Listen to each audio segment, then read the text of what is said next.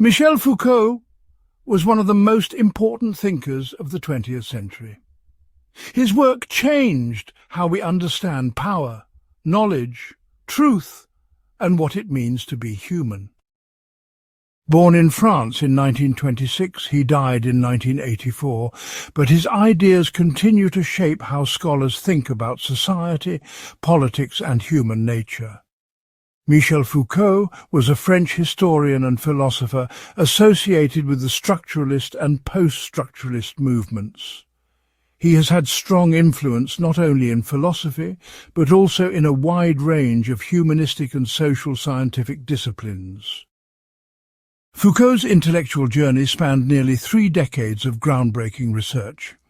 He became academically established during the 1960s, holding a series of positions at French universities before his election in 1969 to the prestigious Collège de France, where he was professor of the history of systems of thought until his death.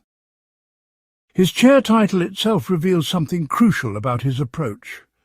He was not simply a philosopher or historian in the traditional sense. Instead, he studied how entire systems of human thinking emerge, develop, and transform over time. What makes Foucault so revolutionary is that he refused to accept the common division between theory and practice, between ideas and real life. Almost all of Foucault's works can be fruitfully read as philosophical in either or both of 2 ways, as carrying out philosophy's traditional critical project in a new historical manner, and as a critical engagement with the thought of traditional philosophers. He showed that the ideas we think are natural and universal are actually historical products that could be different. More importantly, he demonstrated that these ideas have real effects on how people live, suffer, and die. His work touches every aspect of human experience, from madness to sexuality, from crime to government, from medicine to ethics. Foucault revealed the hidden mechanisms that shape modern life. Michel Foucault was a major figure in 2 successive waves of 20th century French thought, the structuralist wave of the 1960s and then the post-structuralist wave. But he was never content to remain within academic boundaries. From the 1970s on, Foucault was very active politically. He was a founder of the Groupe d'information sur les prisons and often protested on behalf of marginalized groups. This combination of rigorous scholarship and political engagement gives Foucault's work its unique power. He did not write about power and knowledge as abstract concepts. He showed how they operate in prisons, hospitals, schools, and government offices. He revealed how they shape the most intimate aspects of our lives, our sexuality, our sense of self, our understanding of what it means to be normal or abnormal. At the first decade of the 21st century, Foucault is the author most frequently cited in the humanities in general. This influence reflects not just his intellectual brilliance, but the urgent relevance of his insights for understanding our contemporary world. Part 1. The Dance Between Power and Knowledge, Revolutionary Understanding of Modern Control. The heart of Foucault's thinking lies in a simple but revolutionary idea that challenges everything we thought we knew about power and knowledge. Power and knowledge are not separate things that sometimes work together. Instead, they are so tightly connected that you cannot have one without the other. This insight transforms our understanding of politics, science, education, medicine, and every other domain of modern life.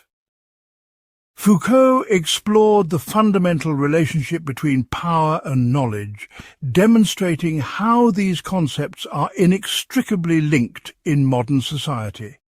Most people think of power as something that some people have and others do not.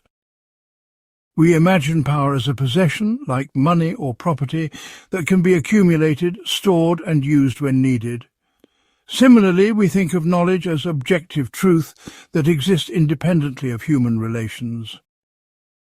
We believe that science discovers facts about the world, and these facts are either true or false regardless of who believes them or how they are used.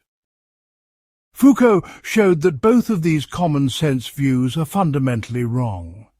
Power is not a thing that people possess.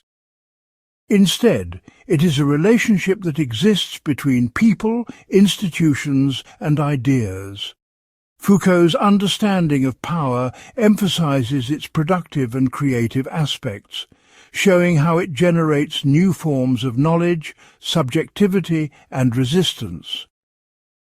Power does not just say no, prohibit, and punish. More importantly, it creates possibilities, shapes desires, and produces new forms of life. Think about this in your daily life. When a doctor tells you what is wrong with your body, they are using medical knowledge. But this knowledge also gives them power over you.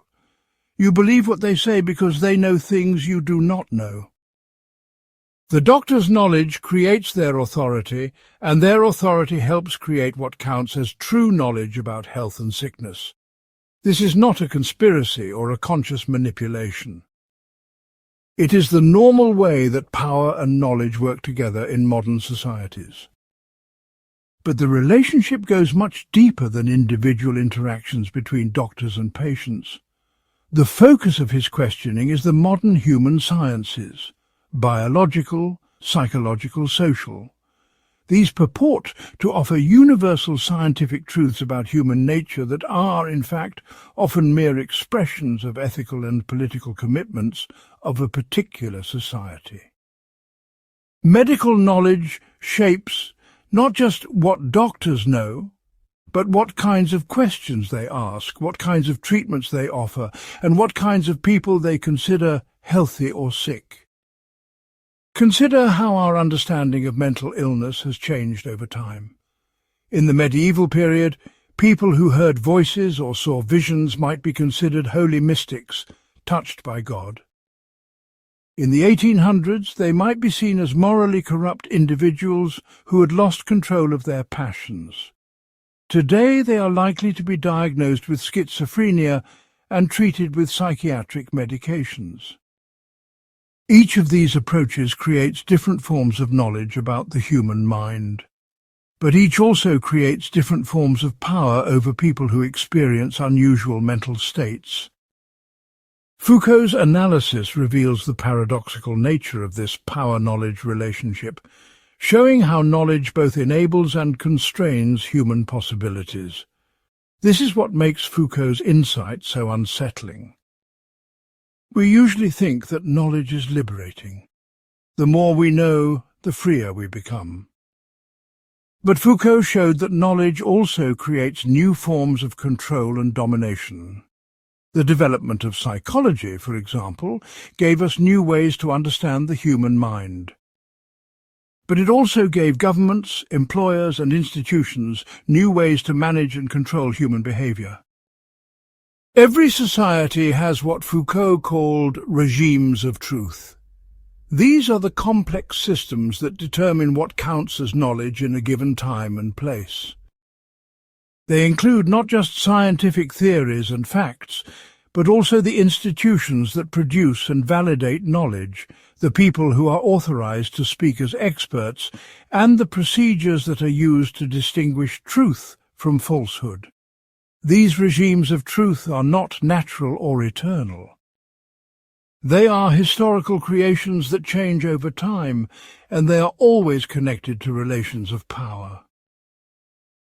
Rather than asking what, in the apparently contingent, is actually necessary, he suggests asking what, in the apparently necessary, might be contingent. This shift in questioning opens up space for thinking differently about fundamental aspects of human life. It allows us to imagine that things could be otherwise than they are, and it gives us tools for working towards different possibilities. Part 2. The Architecture of Discourse: How Language Shapes Reality. Foucault spent much of his career studying what he called discourse, but discourse for him was much more than just language or conversation. Foucault introduced the concept of discourse as systems of thought that produce knowledge and regulate social practices. Discourse shapes how we think, what we can say, and even what we can imagine as possible. It operates like an invisible architecture that structures all human thinking and communication. Imagine discourse as an invisible set of rules that governs all our thinking. These rules tell us what kinds of questions we can ask, what kinds of answers make sense, and what kinds of knowledge count as legitimate. They determine not only what we can say, but also what it means to speak rationally, scientifically, or authoritatively. Foucault's analysis of discourse reveals how systems of thought produce knowledge and regulate social practices through complex power relations. Take the example of mental illness that we discussed earlier. In different historical periods, people have understood madness in completely different ways. Sometimes it was seen as divine inspiration, sometimes as moral failing, sometimes as medical disease. But these were not just different opinions about the same phenomenon. Each represented a completely different discourse with its own rules, concepts and procedures. In the medieval discourse of religion, madness was understood in terms of sin, salvation and divine intervention. The relevant experts were priests and theologians. The appropriate treatments involved prayer, confession and spiritual discipline. The mad person might be seen as either blessed by God or possessed by demons, but in either case their condition had deep spiritual significance. In the 18th century moral discourse, madness was understood in terms of reason, passion, and social order. The relevant experts were philosophers and moral reformers. The appropriate treatments involved education, discipline, and the cultivation of virtue. The mad person was seen as someone who had lost the capacity for rational self-control and needed to be restored to proper social functioning. In the modern medical discourse, madness is understood in terms of symptoms, diagnoses, and biological processes. The relevant experts are psychiatrists and neuroscientists. The appropriate treatments involve medication, therapy and clinical management. The mad person is seen as a patient with a medical condition that can be treated through scientific methods. Each of these discourses creates its own reality. They do not just describe mental illness, they actually constitute what mental illness is in each historical period. They determine what counts as evidence, what kinds of explanations are acceptable, and what forms of treatment are considered effective. They also create different possibilities for how mad people can understand themselves and be understood by others. But discourse operates at levels that are much more fundamental than our conscious beliefs and opinions. Discourse is the stretches of language which is socially used to convey broad conventional meaning. It shapes the basic categories through which we organize our experience. It determines what counts as an object of knowledge, what kinds of subjects are authorized to know, and what procedures are used to establish truth. Consider how the discourse of economics shapes our understanding of human behavior. Economic discourse treats people as rational actors who seek to maximize their individual utility. It assumes that all human relationships can be understood in terms of cost and benefit, supply and demand, efficiency and optimization. This discourse does not just describe how people behave, it actually shapes how people think about themselves and their relationships with others.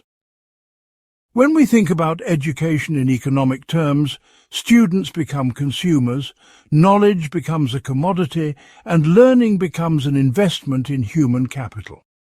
When we think about healthcare in economic terms, patients become customers, treatment becomes a service, and health becomes a matter of individual responsibility and market choice. When we think about the environment in economic terms, nature becomes a resource, pollution becomes an externality, and conservation becomes a matter of cost-benefit analysis. Each of these ways of thinking creates different possibilities for action and different forms of social organization. They determine not only what problems we recognize, but also what kinds of solutions we consider acceptable. Economic discourse makes certain forms of policy seem rational and necessary, while making others appear unrealistic or impossible. Foucault showed that discourse operates through institutions like schools, hospitals, prisons, and government agencies. These institutions do not just use discourse, they are built from it and help to reinforce it.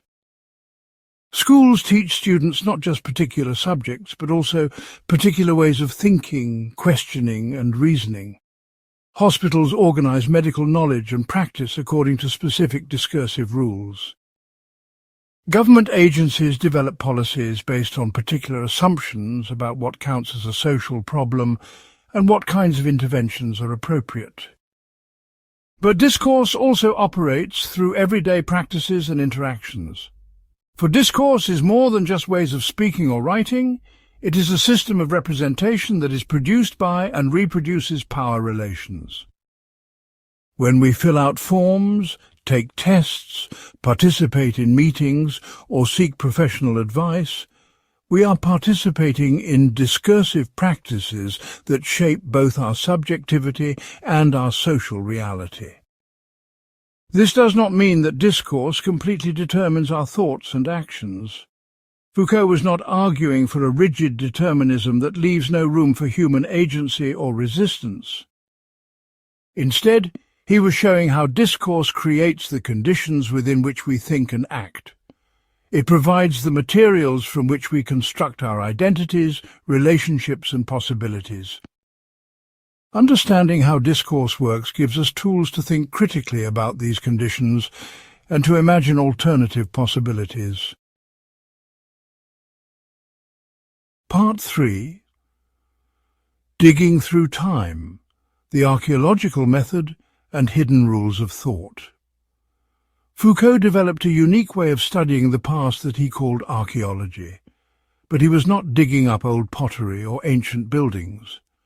Instead, he was excavating the hidden structures of human thought and knowledge. The key idea of the archaeological method is that systems of thought and knowledge are governed by rules, beyond those of grammar and logic, that operate beneath the consciousness of individual subjects and define a system of conceptual possibilities. Think of ideas and knowledge systems like geological layers. Just as Earth builds up in layers over millions of years, human thinking builds up in layers over centuries. But unlike geological layers, these layers of thought are not simply stacked on top of each other. Instead, each historical period has its own complete system of knowledge with its own internal logic and coherence. Foucault's notion of archaeology can be broadly understood as an analytical tool for uncovering alternative and disturbed histories of systems of knowledge. Archaeology is the study of a cross-section of artifacts in a particular time. It is unlike mainstream history, because it analyzes a variety of artifacts in one time period rather than tracing the development of one thing over a period of years. Instead of asking how one idea led to another over time, archaeology asks how all the different ideas in one period fit together to create a complete system of knowledge. This approach reveals something remarkable about human thought. It shows that what we consider rational, scientific, or obvious is actually the product of very specific historical conditions. For example, when Foucault studied the history of medicine in The Birth of the Clinic, he did not just look at how medical ideas changed over time. He looked at how medical knowledge worked together with ideas about the body, the soul, social organization, and moral behavior all at once. He discovered that around 1800 there was a fundamental transformation in how people understood disease, the human body, and medical knowledge itself. Before this transformation, illness was understood as a disturbance in the overall balance or harmony of the person. Disease was something that happened to the whole person in their particular environment and circumstances.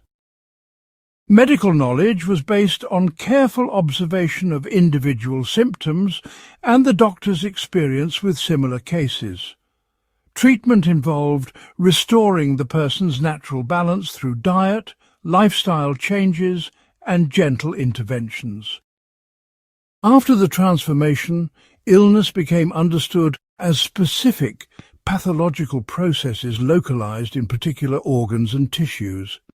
Disease became something that could be identified, classified, and treated according to general scientific principles. Medical knowledge became based on anatomical dissection, clinical examination, and statistical analysis of large numbers of cases. Treatment became focused on identifying and correcting specific biological abnormalities.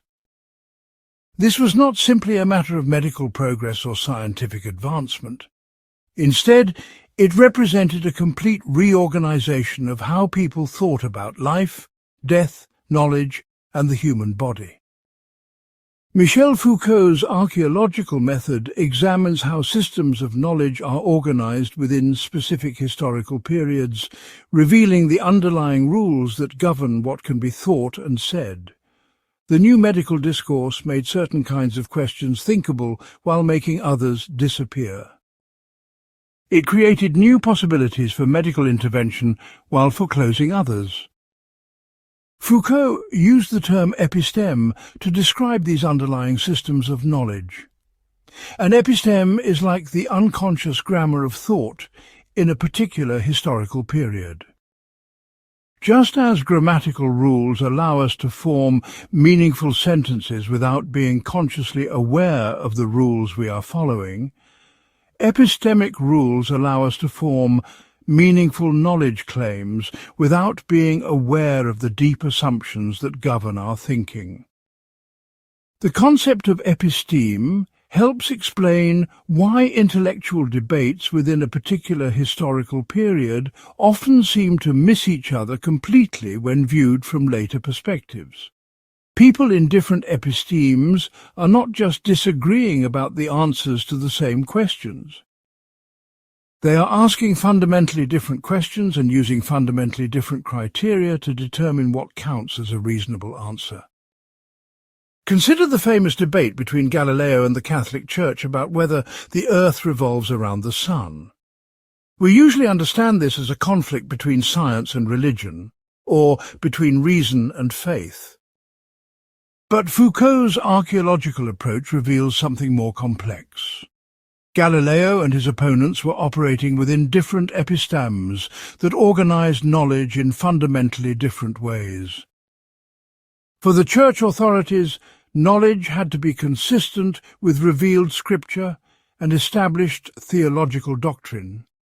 The ultimate test of truth was correspondence with divine revelation as interpreted by proper religious authority.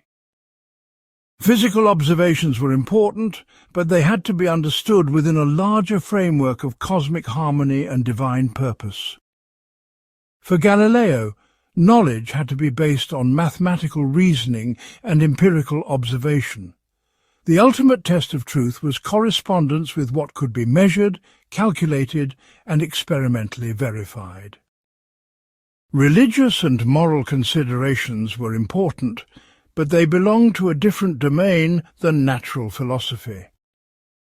These were not just different opinions about astronomy. They represented different ways of organizing all knowledge and different understandings of what it meant to know something truly. Each side was being perfectly rational according to the rules of their own episteme, but they could not really communicate with each other because they were playing by different rules. Foucault's archaeological method reveals that these kinds of epistemic shifts happen throughout history.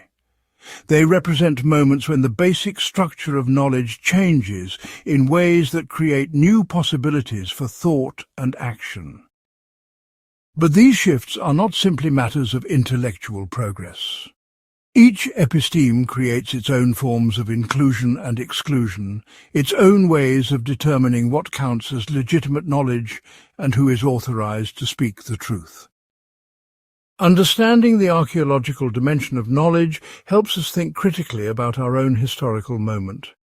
What are the deep assumptions that govern how we organize knowledge in contemporary society? What kinds of questions do our current episteme make thinkable, and what kinds of questions does it foreclose? How might future archaeologists understand the unconscious rules that structure our own ways of thinking? These questions become particularly important when we consider contemporary challenges like artificial intelligence, genetic engineering, and climate change. Our responses to these challenges are shaped not just by our conscious beliefs and values, but also by the deep epistemic structures that determine what kinds of problems we recognize and what kinds of solutions we consider possible. Archaeological analysis gives us tools to excavate these hidden assumptions and to imagine alternative ways of organizing knowledge and addressing contemporary problems. Part 4. Tracing the Roots, the Genealogical Method and the Accident of History. Later in his career, Foucault developed another method he called genealogy, inspired by the German philosopher Friedrich Nietzsche. Genealogy does not try to find the origins of ideas or trace their smooth development through history. Instead, it looks for accidents, struggles, and power conflicts that shaped how we think today. In using the term genealogy, Foucault proclaimed his connection to Nietzsche and developed a method that reveals how current ways of thinking emerged through contingent historical processes rather than inevitable progress. While archaeology shows us how different systems of knowledge work, genealogy shows us how those systems came to have power and authority. Genealogy deals with precisely the same substrata of knowledge and culture, but Foucault now describes it as a level where the grounds of the true and the false come to be distinguished via mechanisms of power. Foucault went from analyzing singular, isolable domains of practice such as knowledge to analyzing the interactions between multiple domains of practice such as power knowledge. Genealogy is like detective work that follows a very different kind of evidence than traditional history. Instead of looking for the grand narrative of progress or the steady development of ideas, genealogy looks for breaks, conflicts, and reversals. It asks not where our ideas came from, but how they managed to become dominant when other possibilities were also available. It examines not the logic of intellectual development, but the play of forces that determined which possibilities would be realized and which would be suppressed. Consider Foucault's genealogy of modern punishment in Discipline and Punish. Most people assume that we moved from harsh physical punishment to more humane imprisonment because we became more civilized and enlightened. This traditional story sees the history of punishment as a gradual progress toward more rational and humane treatment of criminals. But Foucault's genealogical analysis reveals a much more complex and troubling picture. Foucault showed that the shift from public execution to private imprisonment was not primarily motivated by humanitarian concerns. Instead, it reflected new strategies of social control that were more efficient and more total than previous methods. Public executions had become politically dangerous because they often turned into popular festivals that challenged rather than reinforced state authority. Crowds would sometimes riot in support of the condemned person, transforming the spectacle of punishment into a celebration of resistance. The new system of imprisonment solved this problem by making punishment invisible and by focusing on transforming the criminal rather than simply destroying the body. But this transformation came at the cost of creating new and more subtle forms of control that extended far beyond the prison walls. The techniques developed for managing prisoners' surveillance, normalization, examination and discipline gradually spread throughout society. Schools, hospitals, factories and other institutions began to adopt similar methods for shaping human behavior. This genealogical analysis reveals that what we consider progress often involves the creation of new problems, even as it solves old ones. The move away from physical punishment solved the problem of popular disorder, but it created the problem of pervasive social discipline. It eliminated the spectacular violence of public execution, but it introduced the subtle violence of normalization and surveillance.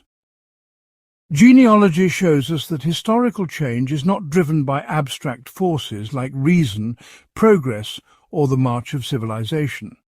Instead, it is driven by very concrete struggles between different groups with different interests and different visions of how society should be organized.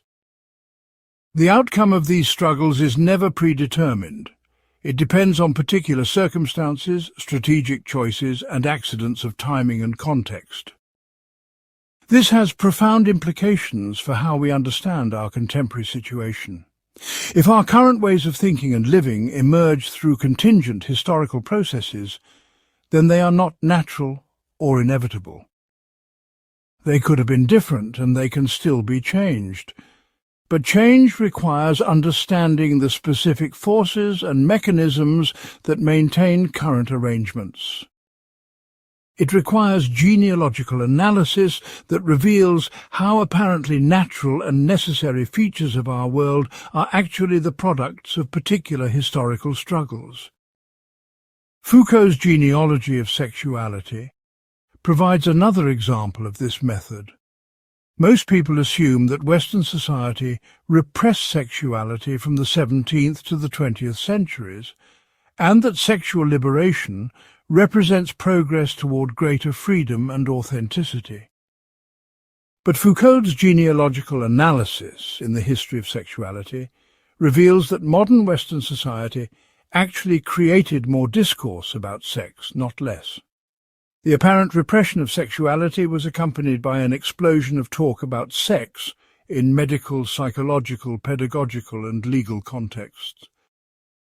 This proliferation of sexual discourse did not represent liberation from repression.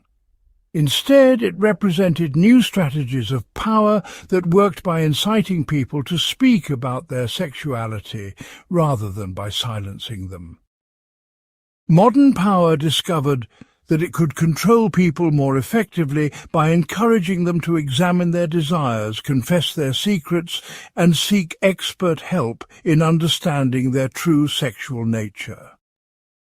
The genealogical method reveals that the categories we use to understand ourselves, like sexuality, mental health, criminality, and normality, are not natural facts about human nature. Instead, they are historical constructions that emerged through particular struggles and conflicts. They reflect the victory of certain ways of thinking over other possibilities that were also available. But genealogy is not simply a negative or destructive method. By showing us how our current arrangements came to be, it also opens up space for imagining how they might be different. If the present is the product of contingent historical processes, then alternative futures are also possible. Genealogy provides tools for thinking critically about what we take for granted, and for envisioning different ways of organizing human life. This is why Foucault's genealogical method has been so influential in contemporary social movements.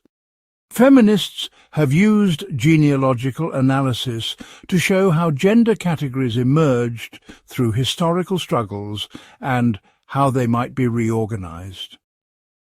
Anti-racist activists have used genealogical methods to reveal how racial categories were constructed through particular historical processes and how they continue to operate today. LGBTQ activists have used genealogical approaches to challenge naturalized assumptions about sexuality and gender identity. In each case, genealogical analysis serves not just to understand the past, but to create possibilities for different futures. It shows that what seems most natural and permanent about human arrangements is actually the product of particular historical forces that can be understood, criticized, and potentially changed. This makes genealogy not just an intellectual method, but a tool for political and ethical transformation. Part 5. The Disciplined Body and Soul, How Modern Society Creates Docile Subjects. One of Foucault's most influential discoveries was about how modern societies control people through what he called disciplinary power. He argued that sometime around the 18th century, Western societies underwent a fundamental transformation in how they exercised power over individuals. We moved from societies that primarily used physical force and spectacular punishment to societies that shape behavior through subtle surveillance, normalization, and training. This transformation created what Foucault called disciplinary society, a form of social organization based on the systematic production of docile and productive subjects. Michel Foucault's Discipline and Punish, The Birth of the Prison, published in 1975, contains his most famous and elaborate exposition of disciplinary power. But disciplinary power extends far beyond prisons to include schools, hospitals, factories, military barracks, and many other modern institutions. From roughly 1973 to 1976, in analyses of punishment, proto-psychiatry, criminology, and race war, Foucault attempted to articulate disciplinary power in contradistinction to sovereign power. In the past, when someone broke the law, they were often punished in public with physical violence designed to demonstrate the awesome power of the sovereign. Public executions, torture, and brutal corporal punishment served as spectacles that reinforced social hierarchy and deterred potential lawbreakers through fear. But this system of sovereign power had significant limitations. It was expensive, inefficient, and often counterproductive because public punishments could become occasions for popular resistance rather than displays of authority. Starting around the 18th century, a new form of power began to emerge that worked not by destroying the body, but by training and transforming it. During the classical period, there was a rapid development of various disciplines: universities, secondary schools, barracks, workshops. This disciplinary power focused on creating what Foucault called docile bodies, individuals who were skilled, productive, and obedient. Disciplinary power produces docile bodies through disciplinary sites such as schools, prisons, and hospitals, which can be subjected, used, transformed, and improved. Think about how a modern school works and compare it to how children were educated in earlier periods. In traditional education, students might gather around a single teacher who would lecture or lead discussions. Learning was often based on memorization and repetition, and discipline was maintained through physical punishment when necessary. But modern schools are organized very differently. Students are arranged in rows of individual desks, all facing the teacher and the blackboard. They follow strict schedules that divide time into precise units for different subjects. They are constantly observed, examined, and evaluated according to standardized criteria. Their behavior is regulated through detailed rules about when they can speak, move, or leave their seats. They are sorted into grades and tracks based on their measured abilities and performance. This system does much more than simply transmit knowledge from teachers to students. It creates a particular kind of human being, someone who is accustomed to being watched, measured and ranked. Someone who internalizes the need for constant self-monitoring and self-improvement. Someone who accepts that their value as a person depends on their performance according to external standards. Someone who learns to compete with others while conforming to institutional expectations. The same disciplinary techniques appear throughout modern society. Factories organize workers into standardized procedures and monitor their productivity through time and motion studies. Hospitals organize patients into diagnostic categories and treat them according to standardized protocols. Military organizations use drill, inspection and training to create soldiers who respond automatically to commands. Office buildings use open floor plans and performance metrics to ensure that employees remain focused and productive. But disciplinary power works most effectively when people internalize its requirements and begin to monitor themselves. The most efficient form of control is when people control themselves without even realizing they are doing it. Foucault illustrated this principle through his analysis of the panopticon, an ideal prison designed by the 18th century philosopher Jeremy Bentham. The panopticon was designed as a circular building with cells around the perimeter and a guard tower in the centre. The brilliant feature of this design was that prisoners could always be observed by guards, but they could never know whether they were actually being watched at any particular moment. This uncertainty meant that prisoners had to assume they were always under surveillance and modify their behaviour accordingly. Eventually they would internalize the gaze of the guard and begin to monitor their own behaviour even when no external surveillance was present. They would become, in effect, their own guards. Foucault argued that modern society operates according to a generalized panoptic principle. We live in a world where we might always be observed, measured and judged by authorities whose standards we have internalized. We carry within ourselves the watchful gaze that monitors our appearance, our performance, our conformity to social norms.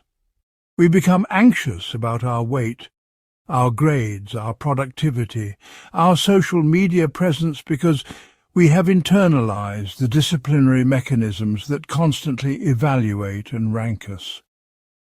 This creates what Foucault called normalization, a process by which certain ways of being are established as normal and healthy, while others are marked as deviant or pathological. Disciplinary power does not work primarily through prohibition and punishment. Instead, it works by establishing norms and encouraging people to conform to them through constant examination and comparison with others. People who deviate from the norm are not necessarily punished, but they are identified, studied and subject to corrective interventions designed to bring them back into conformity. Think about how contemporary society deals with mental health, learning disabilities, or behavioural problems in children. Children who have difficulty sitting still, following instructions, or concentrating in school are identified through systematic observation and testing. They are diagnosed with conditions like ADHD or learning disorders and subject to medical, psychological or educational interventions designed to normalize their behavior. The goal is not to punish them, but to help them become more successful according to standard institutional expectations. But this process of normalization has profound effects on how we understand ourselves and our possibilities. It creates categories of normal and abnormal that shape not only how institutions treat us, but how we think about our own identity and potential. It establishes standards of health, intelligence, productivity and social adjustment that become the criteria by which we judge our own worth and the worth of others. It creates what Foucault called disciplinary society, a form of social organization where power operates primarily through the production of knowledge about individuals and the establishment of norms that guide their development. Part 6. Biopower, the politics of life itself and the management of populations. Perhaps Foucault's most important concept for understanding modern society is biopower, a form of power that emerged in the 18th century and fundamentally transformed how societies are organized and governed. Foucault traces the shift from classical, juridico-legal or sovereign power to two typically modern forms of power, discipline and biopower, as a shift from a right of death to a power over life. This represents one of the most significant transformations in human history, the moment when political power became primarily concerned not with taking life but with fostering, managing and optimizing life. Biopower encompasses both the discipline of individual bodies and the regulation of entire populations, focusing on managing life processes at both personal and social levels. Unlike sovereign power, which manifested itself through spectacular displays of violence and the threat of death, biopower operates through care, improvement and the promise of better life. The right of sovereignty was the right to take life or let live. And then this new right is established, the right to make live and to let die. Instead of saying you must not do this or you will die, biopower says you should do this so you can live better. This transformation represents a fundamental change in how power operates in modern societies. Biopower is primarily a power of care aimed at strengthening and enhancing life, but it also involves processes of inclusion and exclusion that determine which lives are considered valuable. Think about how contemporary governments approach public health, education, social welfare and economic development. These are all examples of biopower in action, political interventions designed to optimize the health, productivity and well-being of populations. But biopower operates at two distinct but related levels that Foucault called anatomopolitics and biopolitics. Anatomopolitics focuses on individual human bodies, seeking to maximize their capabilities while ensuring their docility and usefulness. This is the disciplinary dimension of biopower that we discussed in the previous section, the training, surveillance and normalization of individual subjects. Biopolitics, on the other hand, focuses on populations as biological and social entities, seeking to manage birth rates, death rates, health statistics, and other phenomena that affect the overall welfare of the social body. Consider how modern states collect and analyze demographic data about their populations. They track birth rates and death rates, disease patterns and life expectancy, educational attainment and economic productivity. They develop policies to encourage or discourage certain kinds of behavior based on their effects on population health and welfare. They create public health campaigns to reduce smoking, encourage exercise, promote safe sex and prevent disease. They design educational systems to develop human capital and economic policies to maximize national competitiveness. All of these activities represent the operation of biopower at the level of population management. They reflect a form of political rationality that sees the health and productivity of the population as the primary responsibility of government. This is a radical departure from earlier forms of political power that were primarily concerned with maintaining sovereignty and collecting tribute. Modern states justify their authority not by claiming divine right or traditional legitimacy, but by promising to improve the lives of their citizens. But this caring power also creates new forms of control and exclusion. When the state claims responsibility for the health and welfare of the population, it also claims the right to determine what counts as healthy and productive behavior. It develops expertise about human nature and social organization that becomes the basis for increasingly detailed interventions in everyday life. It creates categories of normal and abnormal, healthy and pathological, productive and unproductive that shape how individuals understand themselves and their possibilities. Biopower also creates what Foucault called biopolitical racism. Mechanisms for dividing populations into groups that deserve care and investment versus groups that can be abandoned or eliminated. For Foucault, biopolitical racism is an expression of a schism within society that is provoked by the idea of an ongoing and always incomplete cleansing of the social body. This is not necessarily racism in the traditional sense of prejudice based on skin color or ethnicity. Instead, it is a form of governmental rationality that divides populations according to their perceived contribution to social health and productivity. Think about how contemporary societies treat different groups of people in relation to healthcare, education, employment and social services. Some groups are seen as valuable investments that deserve extensive care and support. Others are seen as drains on social resources that should be managed, contained or eliminated. The elderly, the disabled, the unemployed, immigrants and other marginalized groups often find themselves subject to forms of biopower that involve abandonment rather than care. This dynamic becomes particularly visible in discussions about healthcare policy, social welfare and immigration. Debates about these issues often focus on questions of cost and benefit, efficiency and productivity, investment and return. They involve calculations about which lives are worth saving and which groups deserve support. They reflect the operation of a biopolitical rationality that treats human life as a resource to be managed rather than as an end in itself. Foucault argued that biopower has become an indispensable element in the development of capitalism and modern economic systems.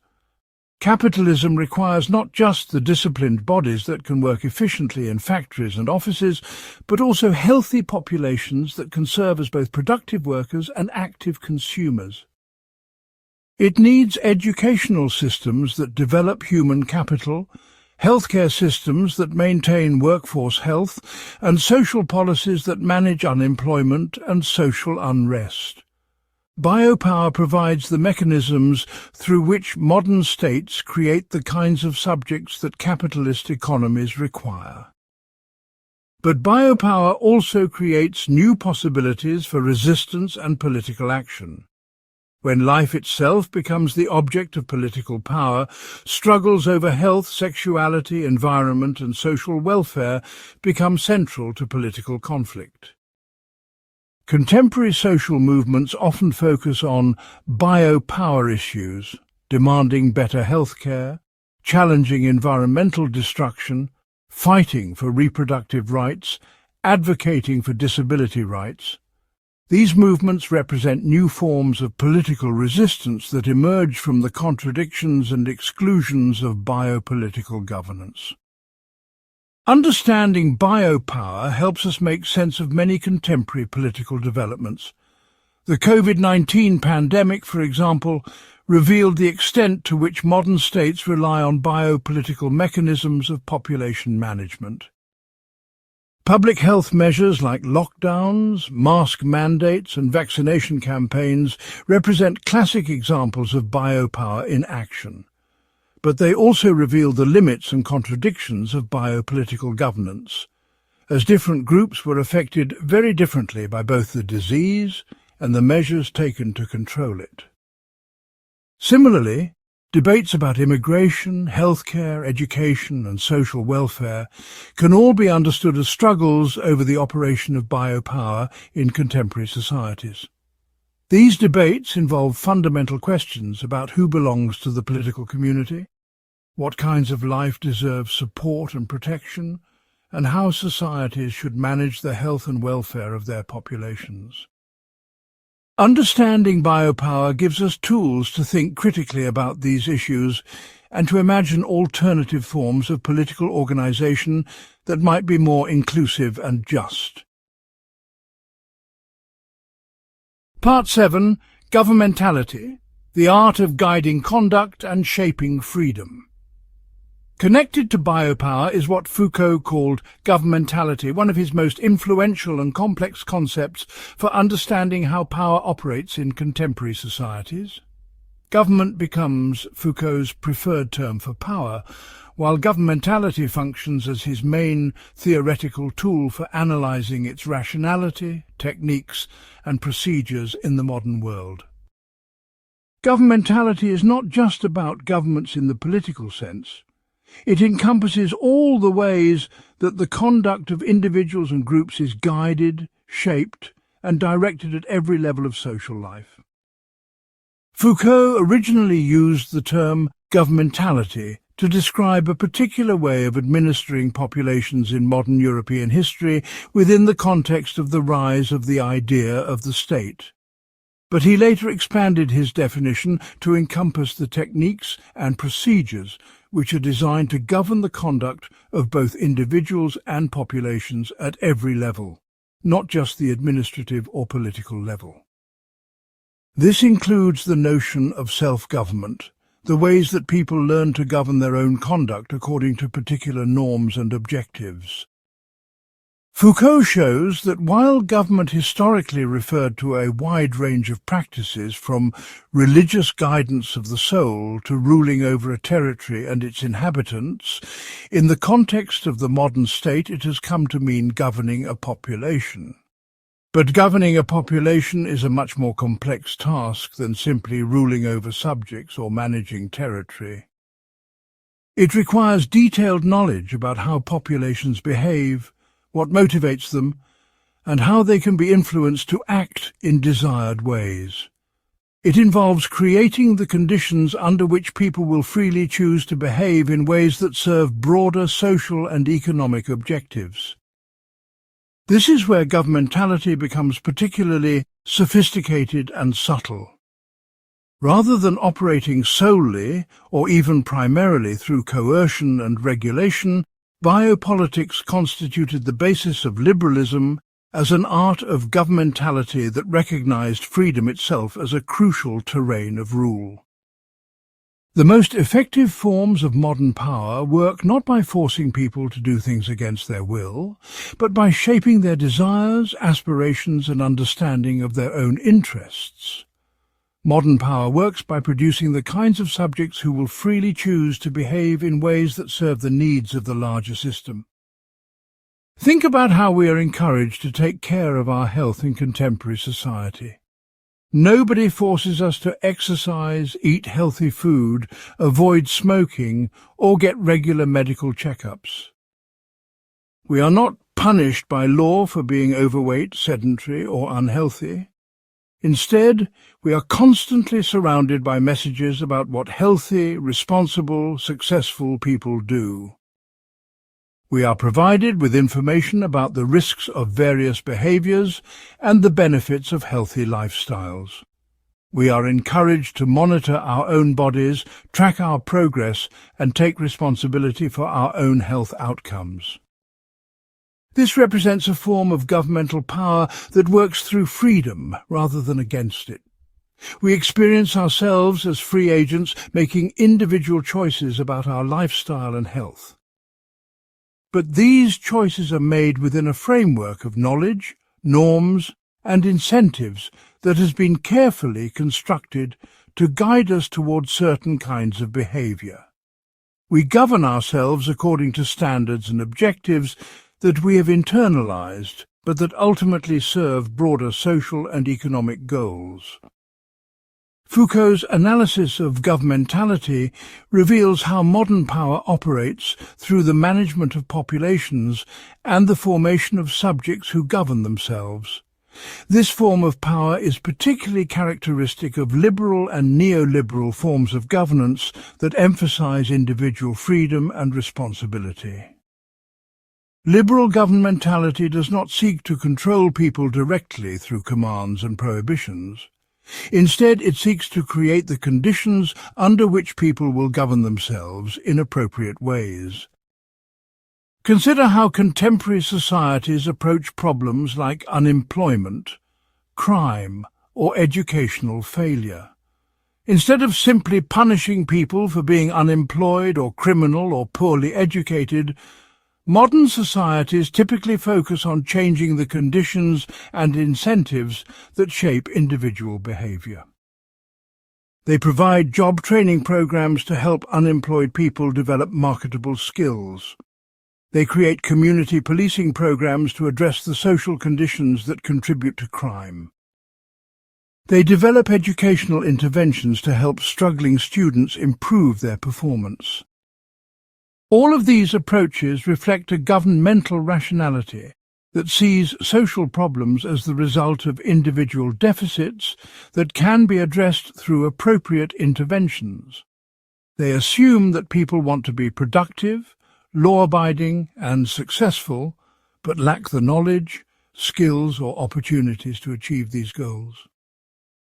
The solution is not to coerce people, but to provide them with the resources and incentives they need to govern themselves more effectively.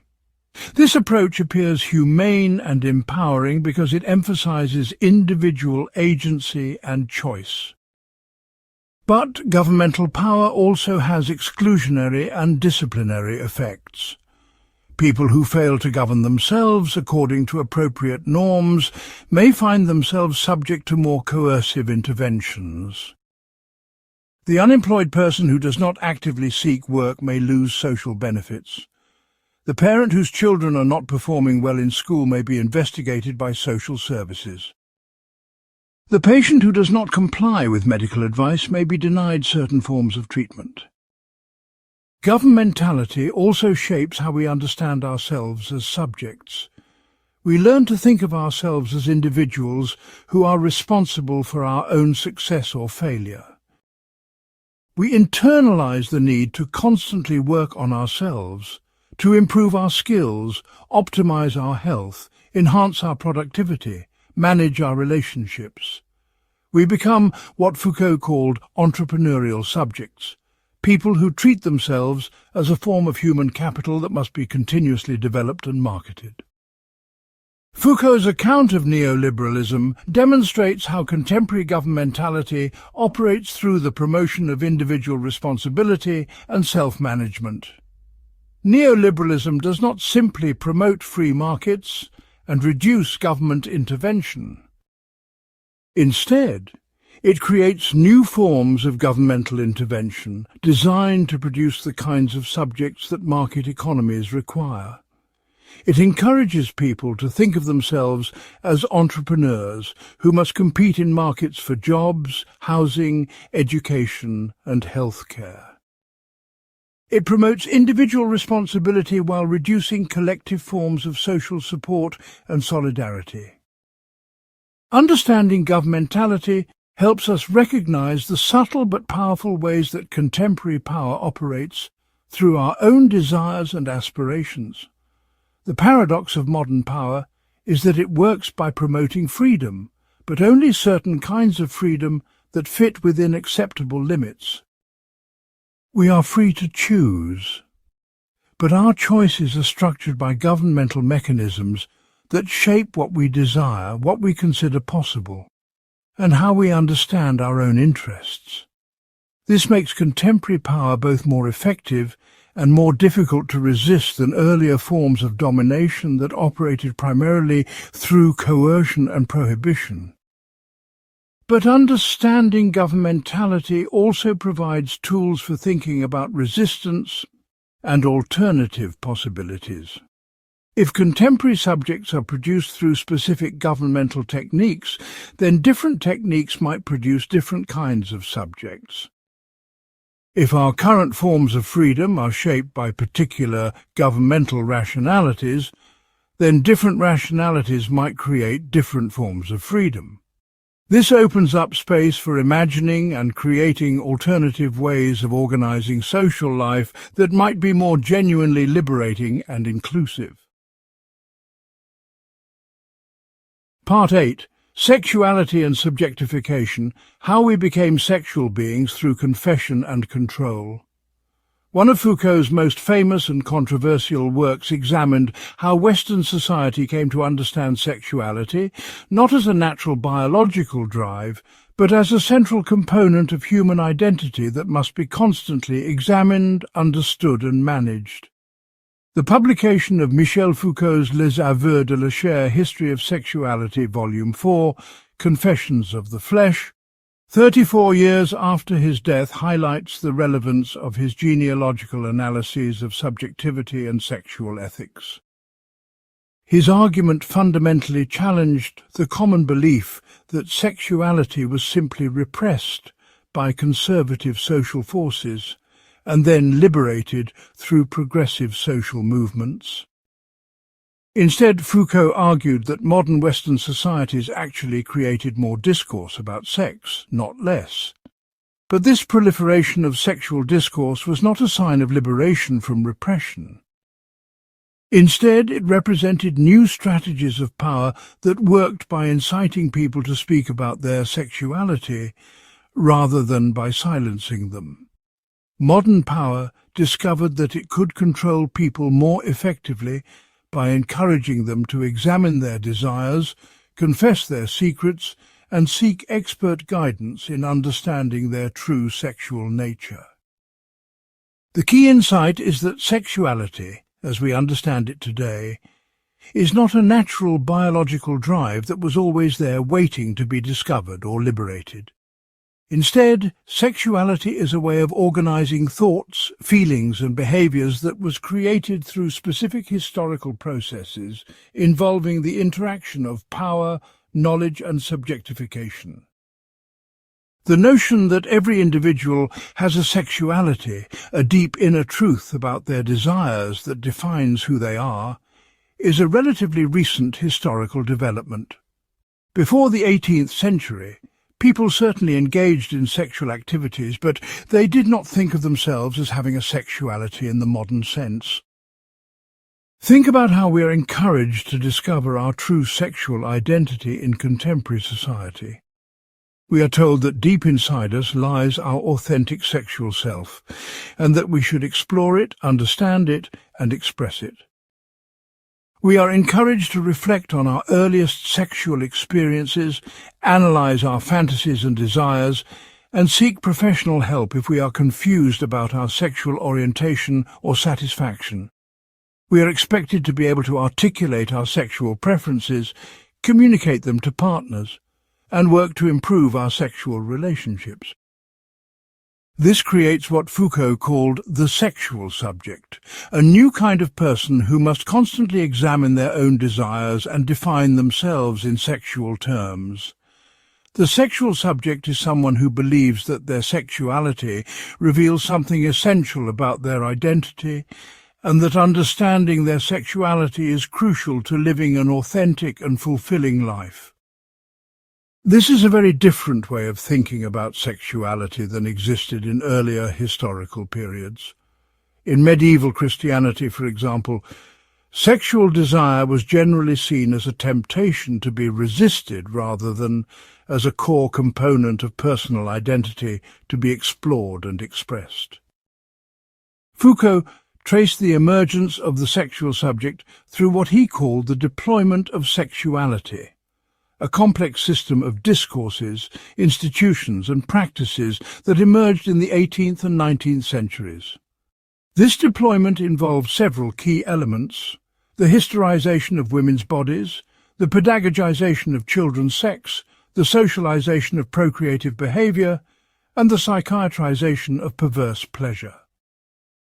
Each of these processes contributed to the creation of new categories of sexual identity and new forms of sexual knowledge.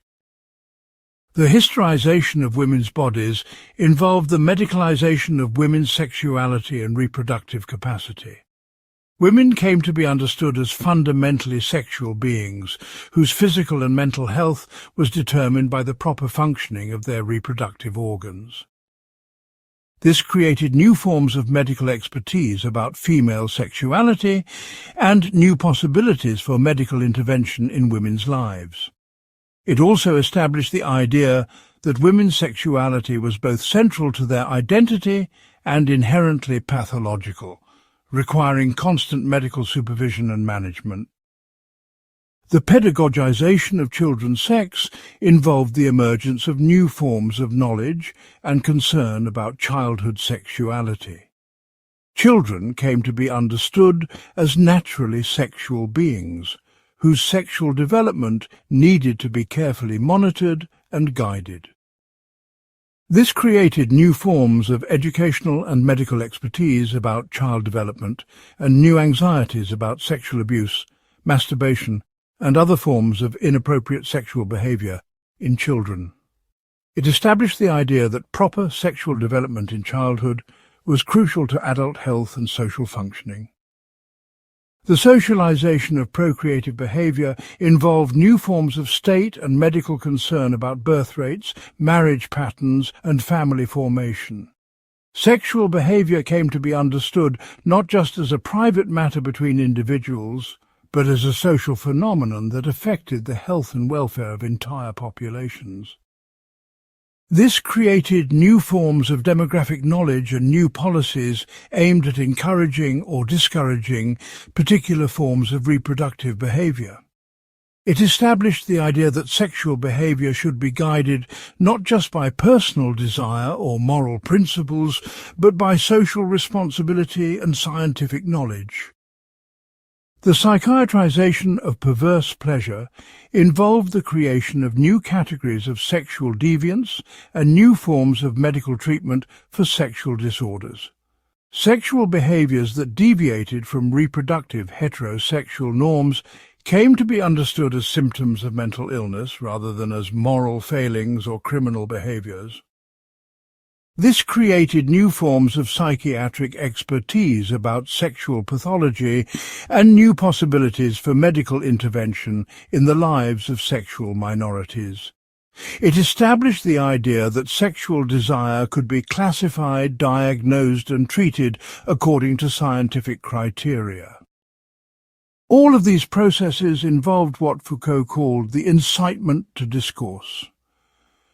The creation of social pressure and institutional mechanisms that encourage people to speak about their sexuality.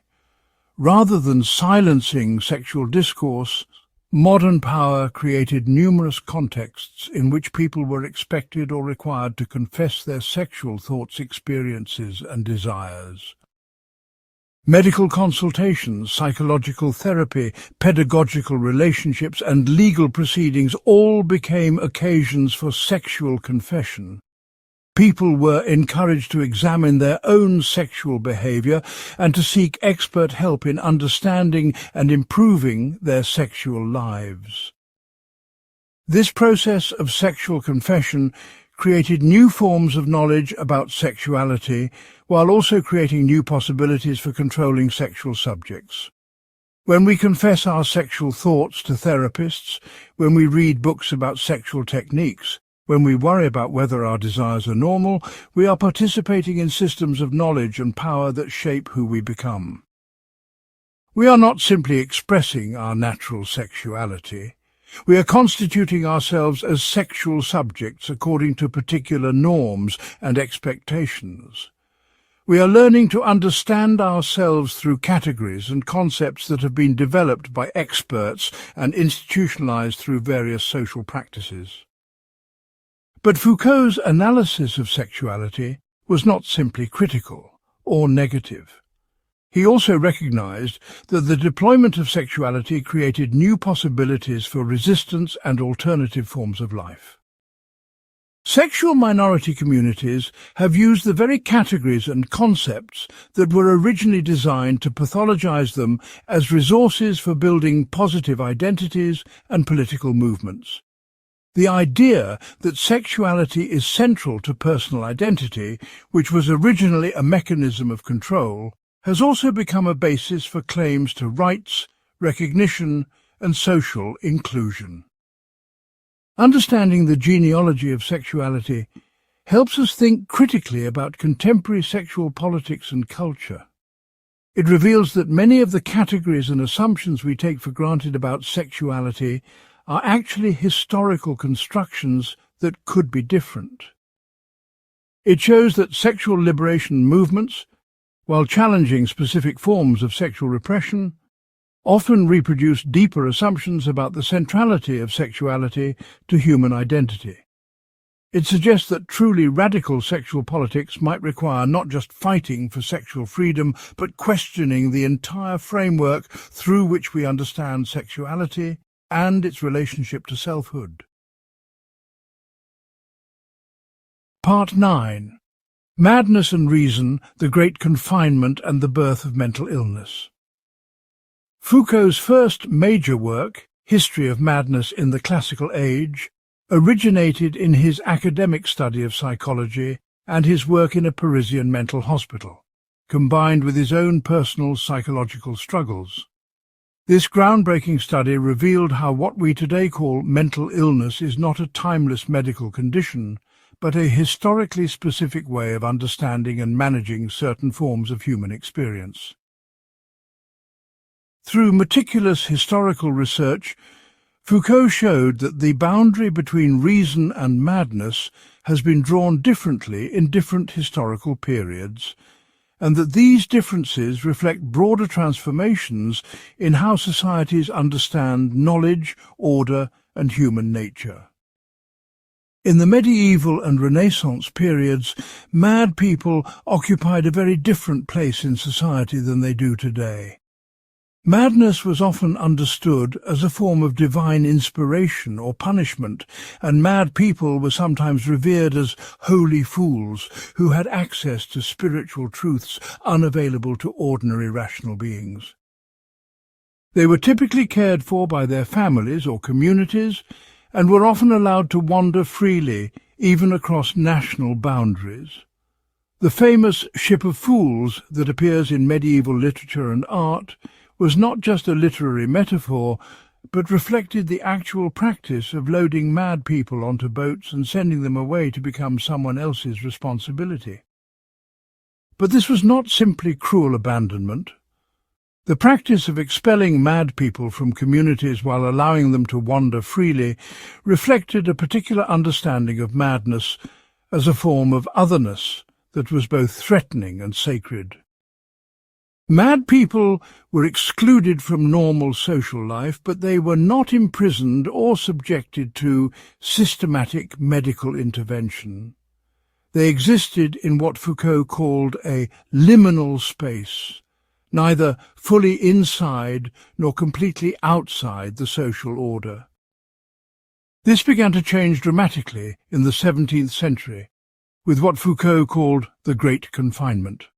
Starting around 1650, European societies began systematically confining mad people, along with criminals, vagrants, and other social undesirables in large institutions. In France, this process was symbolized by the creation of the Hôpital General in Paris, which housed thousands of people who were considered undesirable or dangerous. But this was not yet a medical institution in the modern sense. It was more like a combination prison, workhouse, and moral reform institution. The Great Confinement reflected a fundamental shift in how European societies understood social order and individual responsibility. During the Classical Age, madness came to be seen not as divine inspiration or natural misfortune, but as moral failing or social disorder. Mad people were confined not primarily because they were sick, but because they violated the emerging bourgeois values of reason, productivity, and social discipline. They represented a form of unreason that threatened the rational organization of social life. Foucault showed that this classical understanding of madness was organized around moral and social categories rather than medical ones. Mad people were confined along with other groups who were seen as failing to fulfill their social obligations: the unemployed, the dissolute, the criminal, the sexually immoral. The goal of confinement was not cure, but containment and moral reform. Mad people were expected to work, to follow institutional discipline, and to demonstrate their worthiness through proper behaviour. But around the end of the 18th century, another fundamental transformation began. Mad people began to be separated from other confined populations and subjected to specifically medical forms of knowledge and intervention.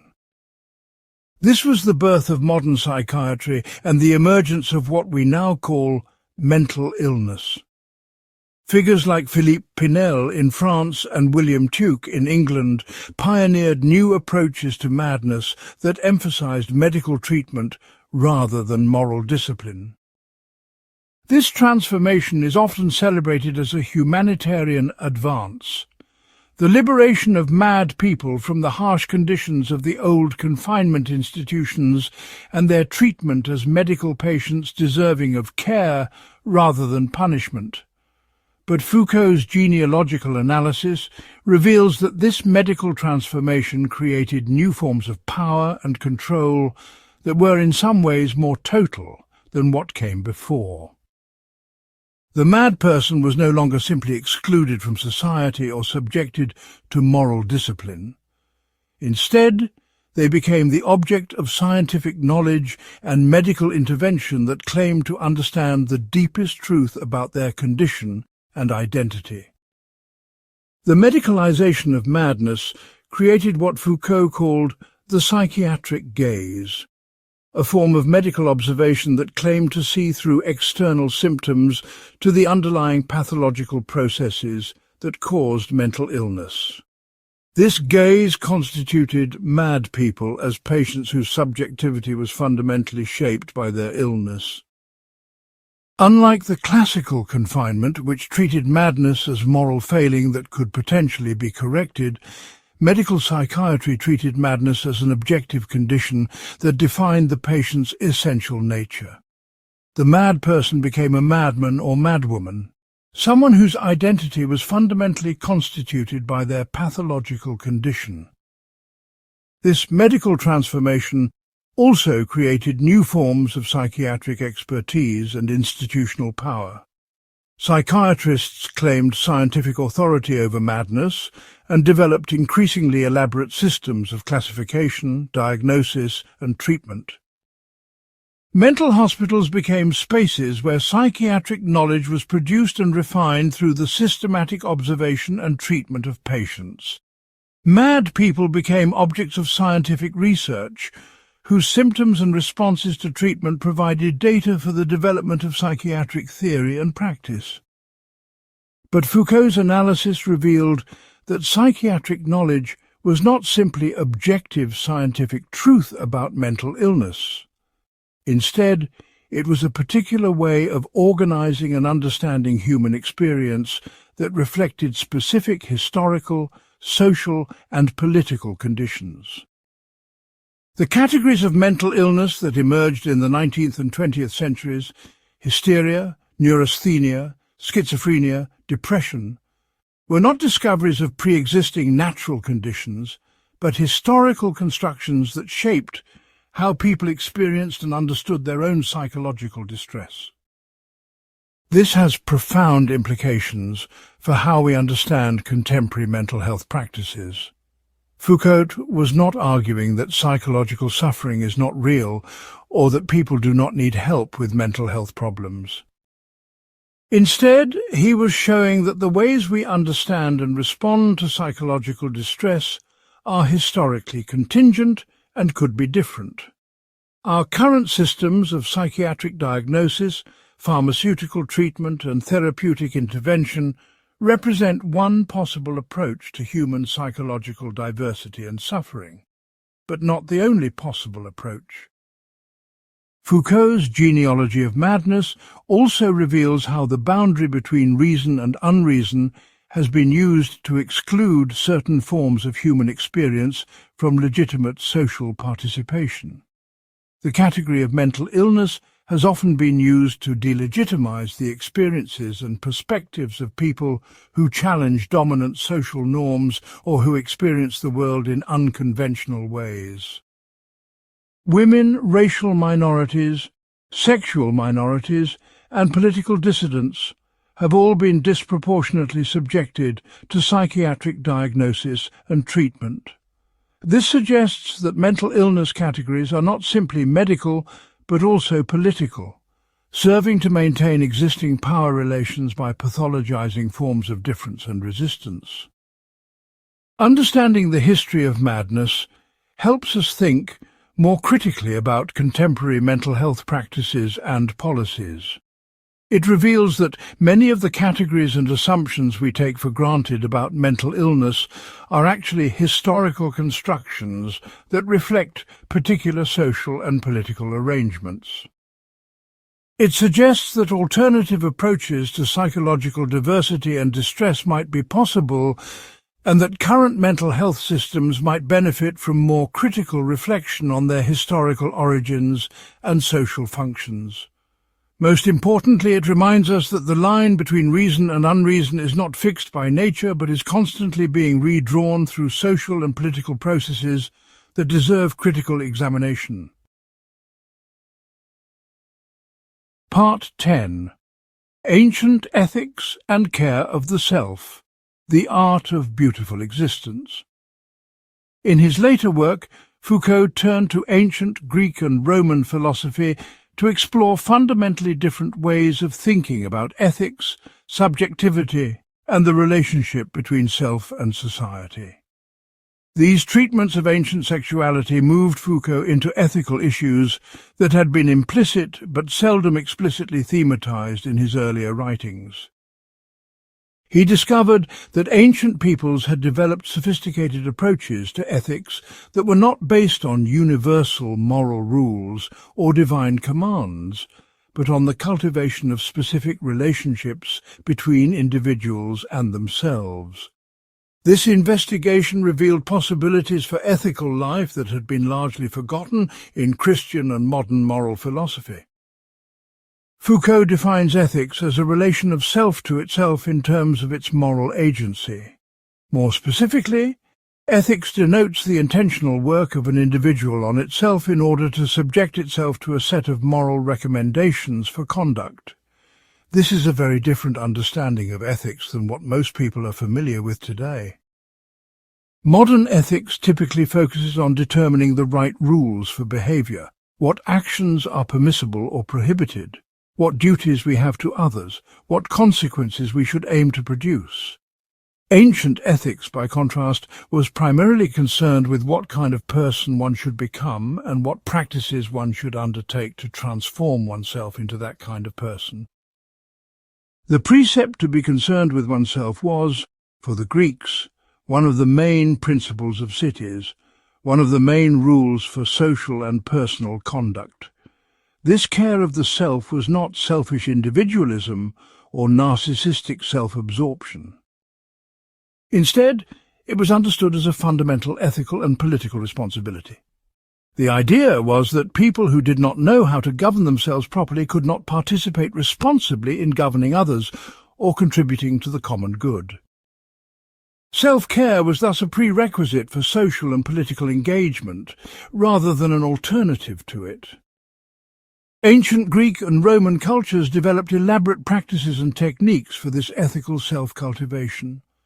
They emphasized the proper use of pleasures, where this involved engaging in a range of activities including sexual activities, heterosexual, homosexual, in marriage, out of marriage, but with proper moderation.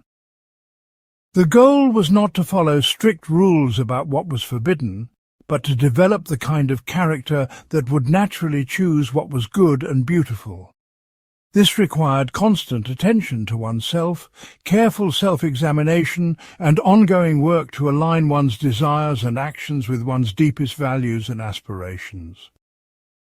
Foucault contrasted this ancient approach with both Christian and modern ethics.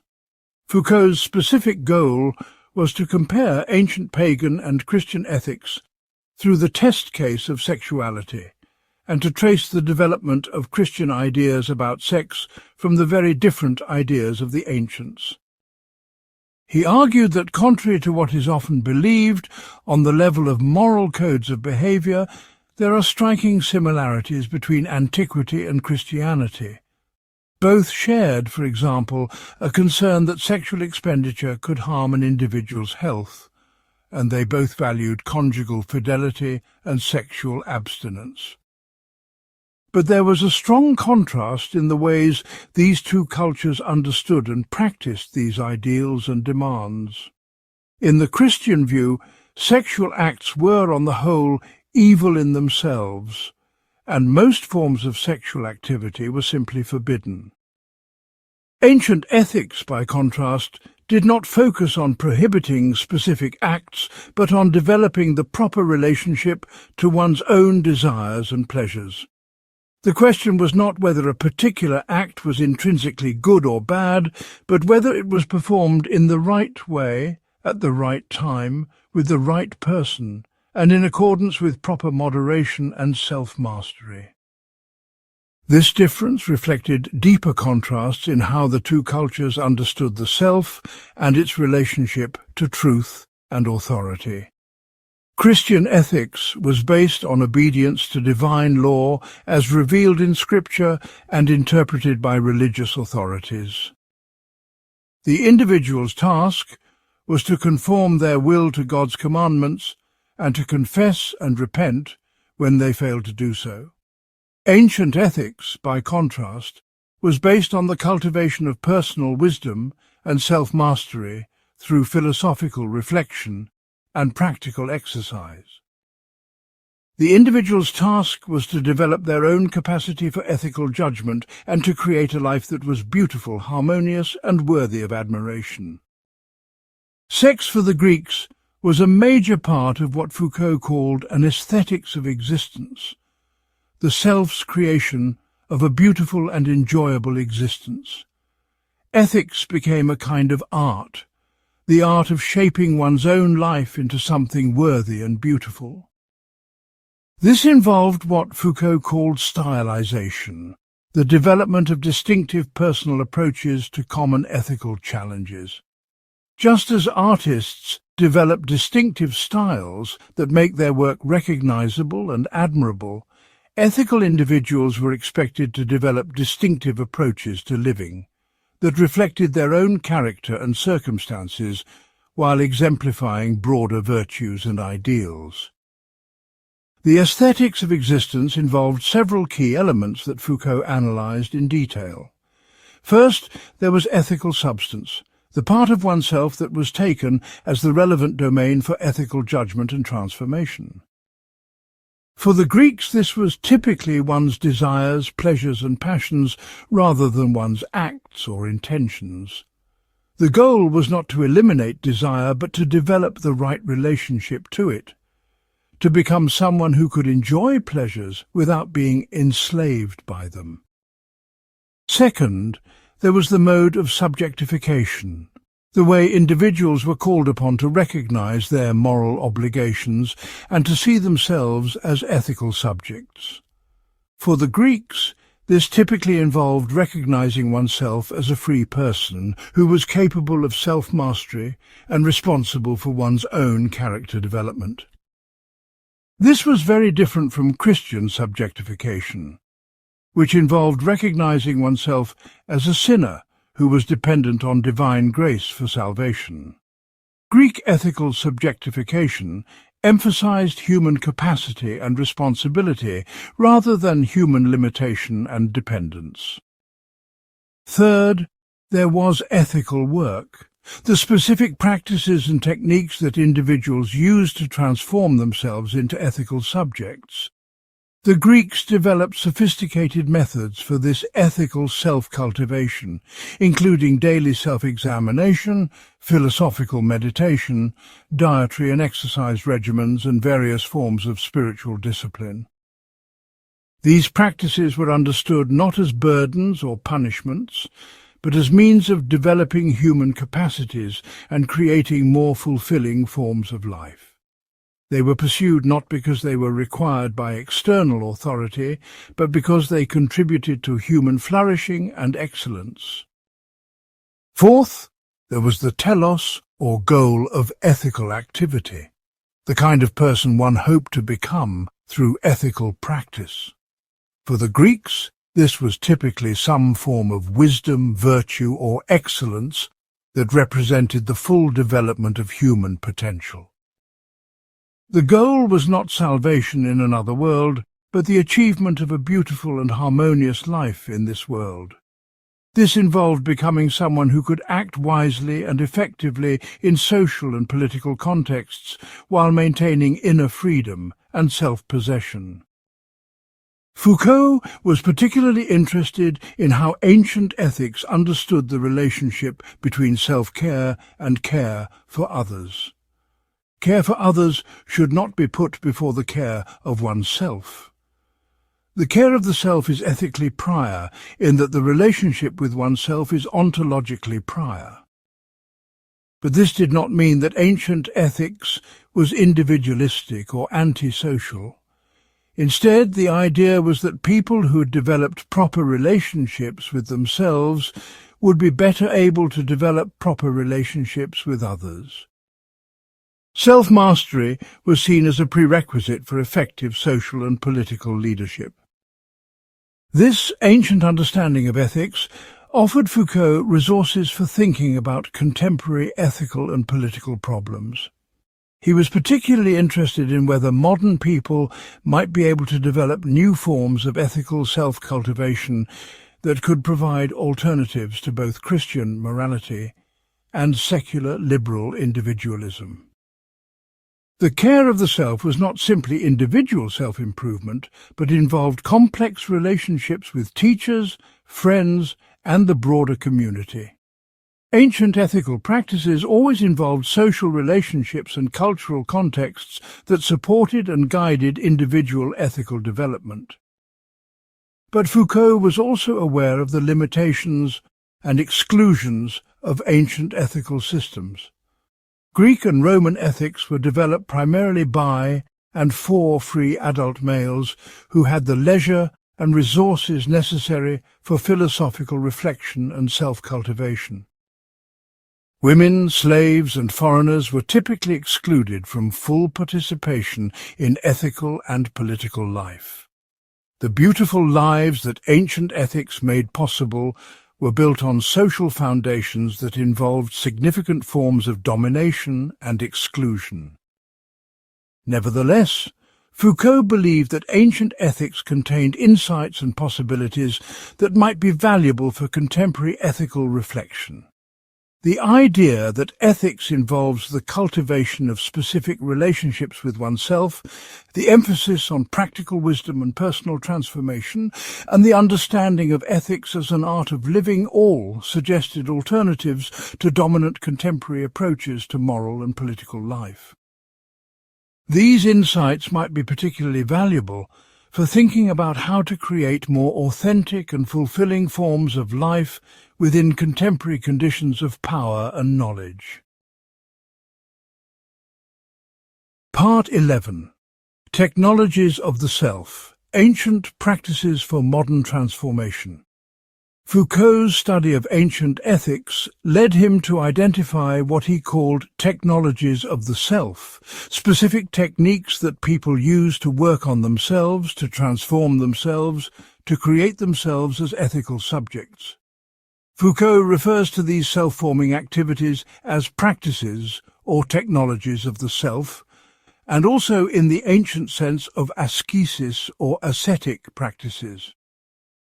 These are not simply abstract philosophical ideas, but concrete practices that ancient people used to shape their own character, desires and capacities in systematic ways. Understanding these technologies of the self reveals possibilities for ethical transformation that have been largely lost in modern culture, but that might be recoverable for contemporary use. The ethical work consists of the self-forming activities meant to ensure one's own subjection to a moral authority and transform oneself into an autonomous ethical agent. But this autonomy was not understood as the absence of constraint or guidance. Instead, it involved developing the capacity to govern oneself according to principles and values that one had deeply internalized through sustained practice and reflection. The goal was to become someone who naturally and spontaneously acted in accordance with ethical ideals, because those ideals had become integral to one's character and identity.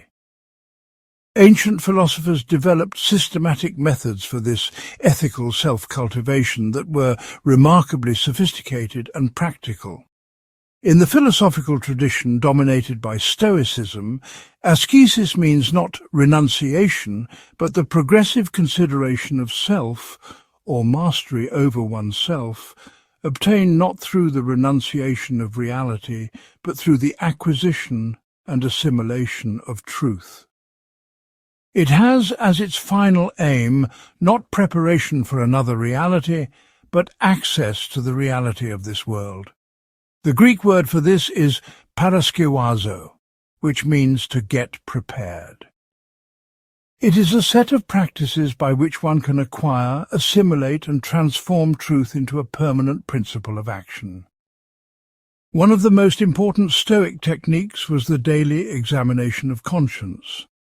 This involved setting aside time each evening to review the events of the day, examining one's thoughts and actions, and reflecting on how well one had lived up to one's ethical ideals. But this was not the Christian examination of conscience, which focused on identifying sins and failures that needed to be confessed and forgiven. Instead, the Stoic examination was more like the review of a student who was trying to improve their performance or an athlete who was working to perfect their technique. The goal was to identify areas for improvement and to develop strategies for better performance in the future. Another important practice was philosophical meditation, which involved regular reflection on key principles and texts. Stoic practitioners would memorize important passages from philosophical texts and then spend time each day reflecting on their meaning and application to current circumstances. This was not simply intellectual exercise, but a form of spiritual discipline designed to internalize philosophical truths so deeply that they would spontaneously guide thought and action. The subjectivization of truth is the aim of these techniques. During the imperial period, one could not assimilate ethical principles without a theoretical framework such as science, as, for example, in Lucretius's De Rerum Naturae. Letter writing was another crucial technology of the self, particularly as practiced by figures like Seneca. Philosophical correspondence involved not just sharing ideas, but examining one's own thoughts and experiences through the process of writing to a friend or mentor. The act of writing forced individuals to articulate their reflections clearly and systematically, while the expectation of response from a correspondent provided external perspective and guidance. These letters often dealt with concrete practical problems: how to deal with anger, how to face illness or death, how to maintain equanimity in difficult circumstances. They showed how philosophical principles could be applied to the challenges of everyday life.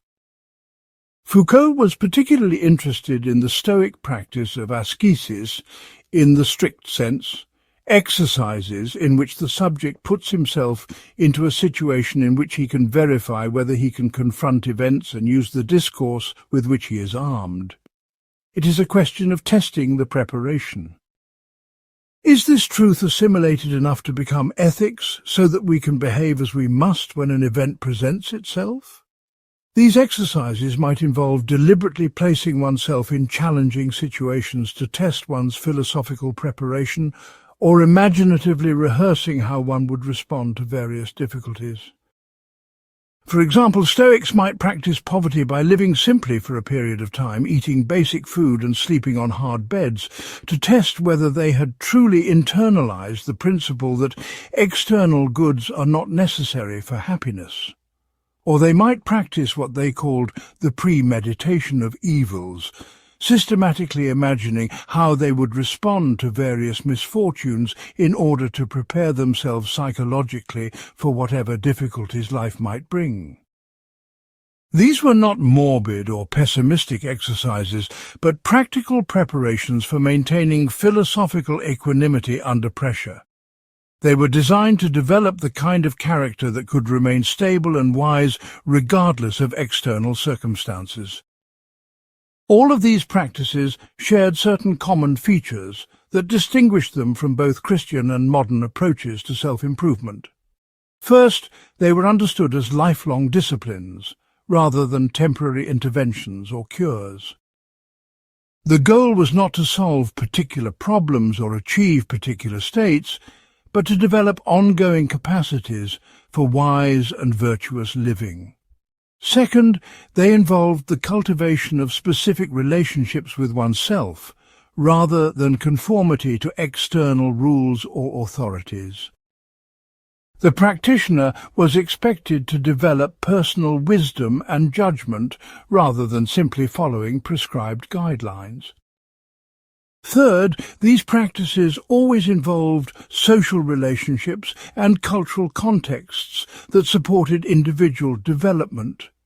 Ancient ethical practices were typically carried out within schools, friendships, or mentoring relationships that provided guidance, encouragement, and accountability.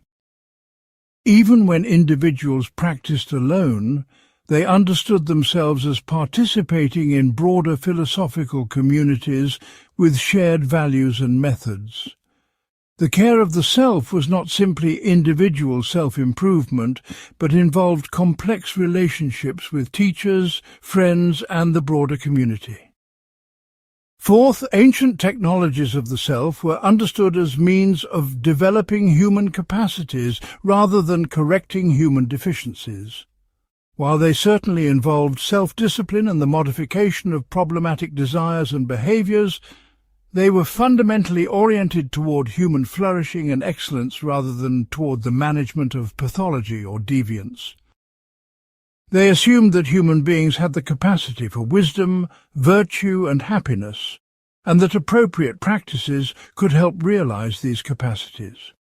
This was very different from Christian approaches that emphasized human sinfulness and dependence on divine grace, and from modern therapeutic approaches that focus on treating mental health disorders or behavioral problems. Foucault believed that these ancient technologies of the self contained insights that might be valuable for contemporary ethical and political reflection. He was particularly interested in whether modern people might be able to develop new forms of ethical self-cultivation that could provide alternatives to both Christian confession and secular therapy. Contemporary culture offers many forms of self-help and personal development, but most of these are oriented toward achieving specific goals: losing weight, making money, finding relationships, reducing stress, rather than toward the kind of comprehensive character transformation that ancient ethics envisioned. Similarly, contemporary psychotherapy, while often helpful for addressing specific problems, typically focuses on treating disorders or dysfunctions rather than on cultivating positive capacities for human flourishing. Ancient technologies of the self suggest the possibility of practices that would be oriented toward the development of wisdom, courage, justice, and other virtues that contribute to both individual fulfillment and social well-being.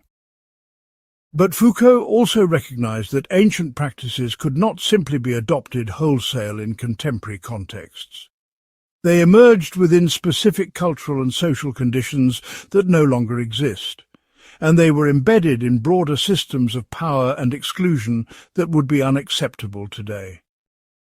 The challenge is to identify what might be valuable about ancient approaches to ethical self-cultivation, while developing new practices that are appropriate for contemporary conditions and that avoid the exclusions and limitations of ancient systems.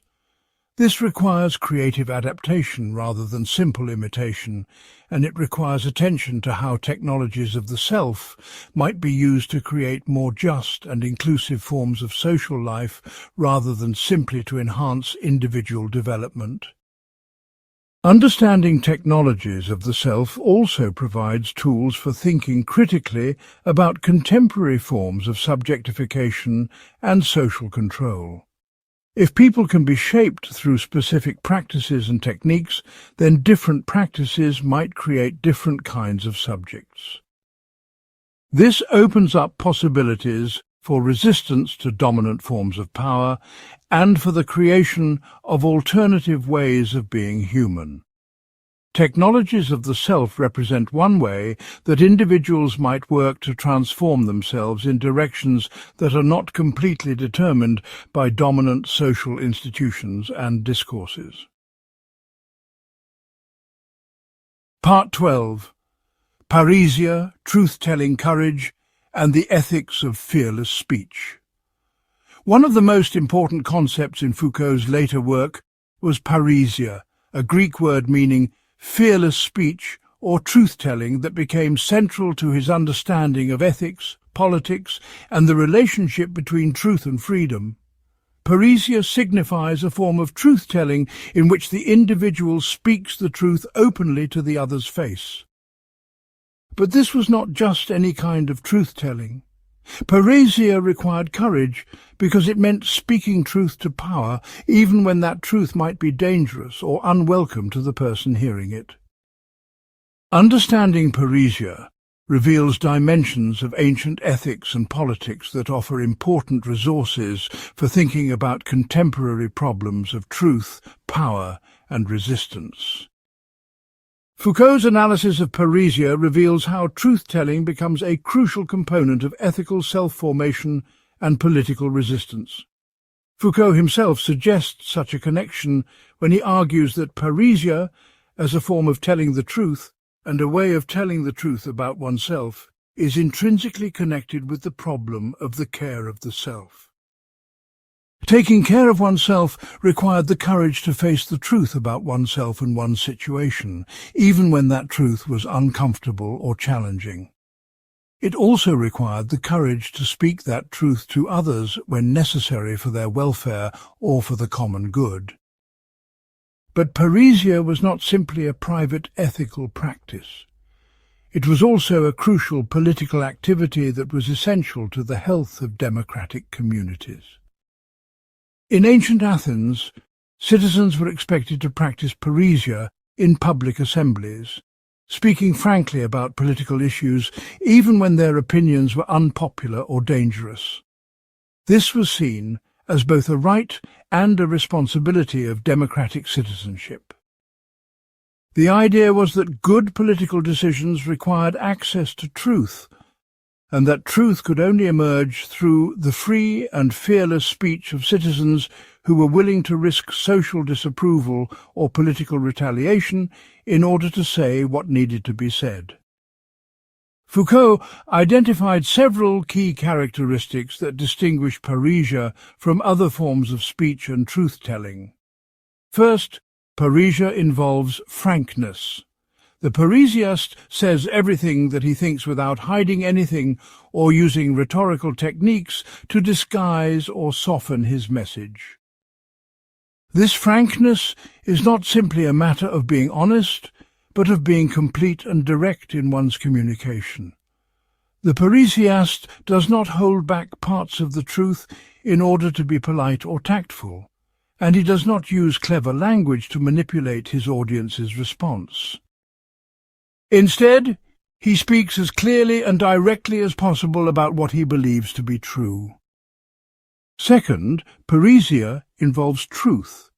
The Parrhesiast believes that what he is saying is true and speaks from his own conviction rather than simply repeating what others have said or what his audience wants to hear. This distinguishes parrhesia from rhetoric, which may use true or false statements strategically in order to persuade an audience. The Parrhesiast is not primarily trying to persuade, but to communicate truth as he understands it, regardless of whether that truth is convenient or welcome. He speaks from personal knowledge and conviction rather than from hearsay or calculation. Third, Parrhesia involves danger.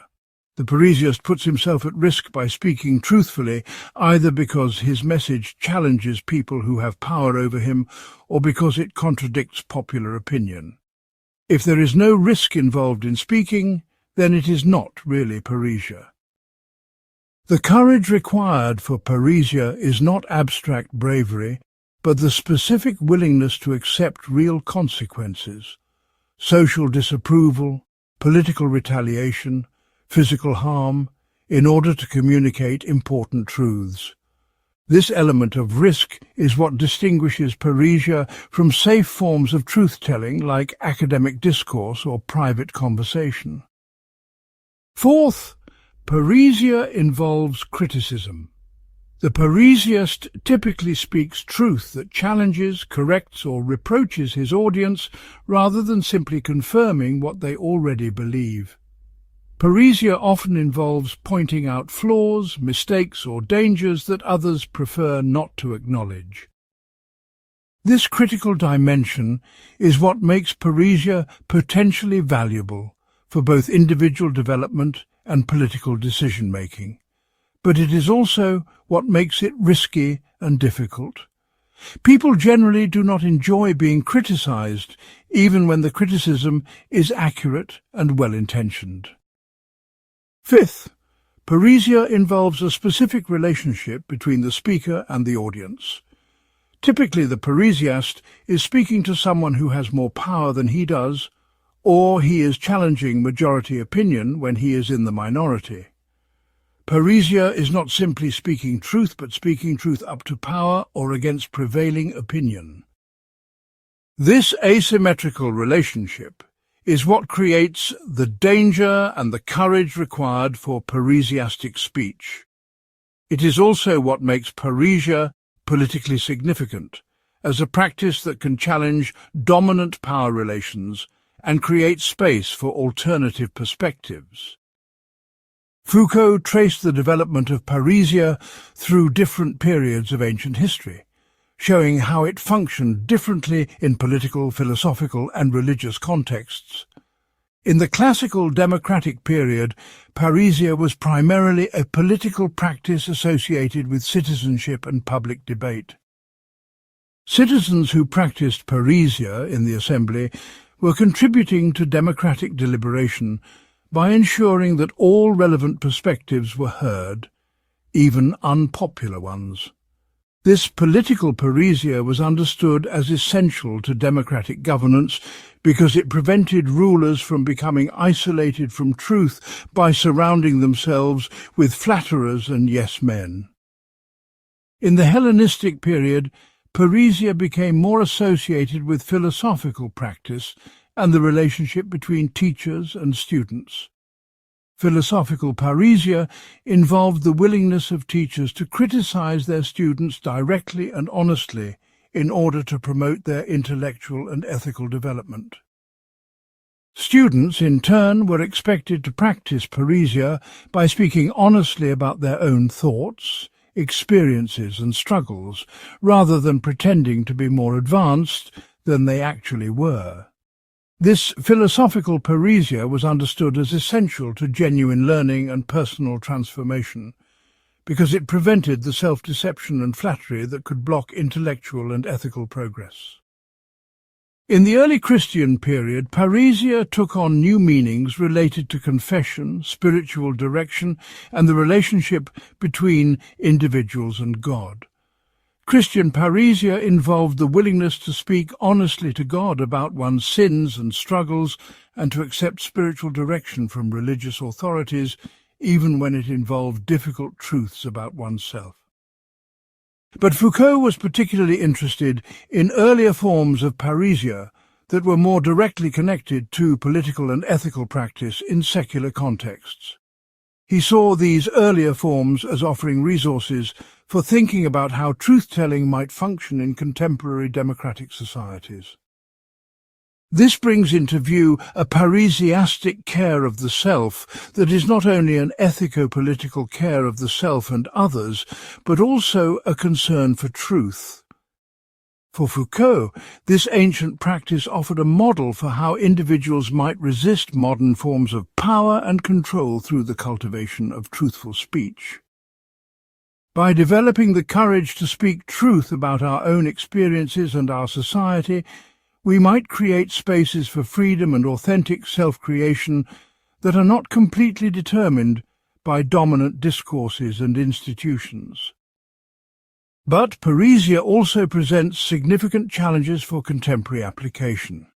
Ancient Parrhesia developed within specific cultural contexts that emphasized honor, shame, and personal relationships in ways that may not translate directly to contemporary democratic societies.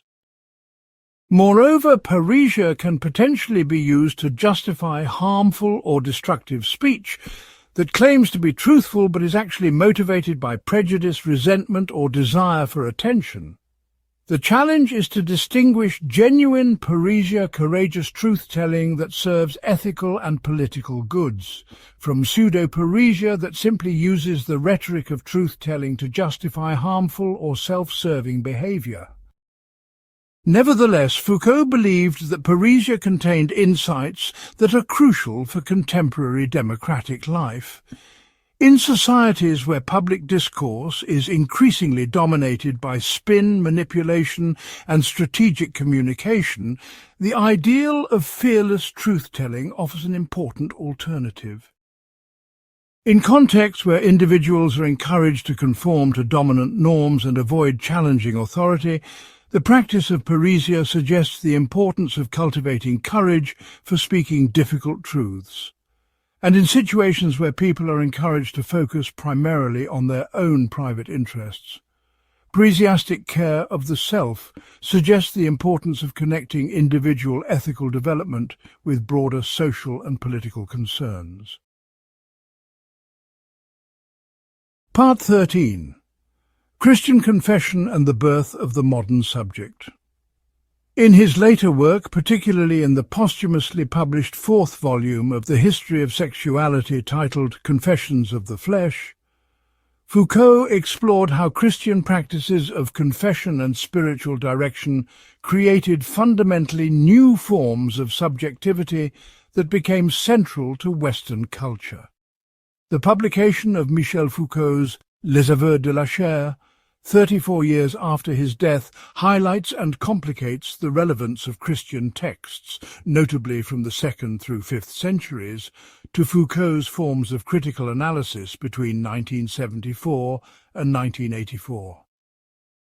This investigation revealed how Christian techniques for examining and transforming the self differed dramatically from ancient pagan practices, and how they contributed to the emergence of modern forms of subjectification, normalization, and control.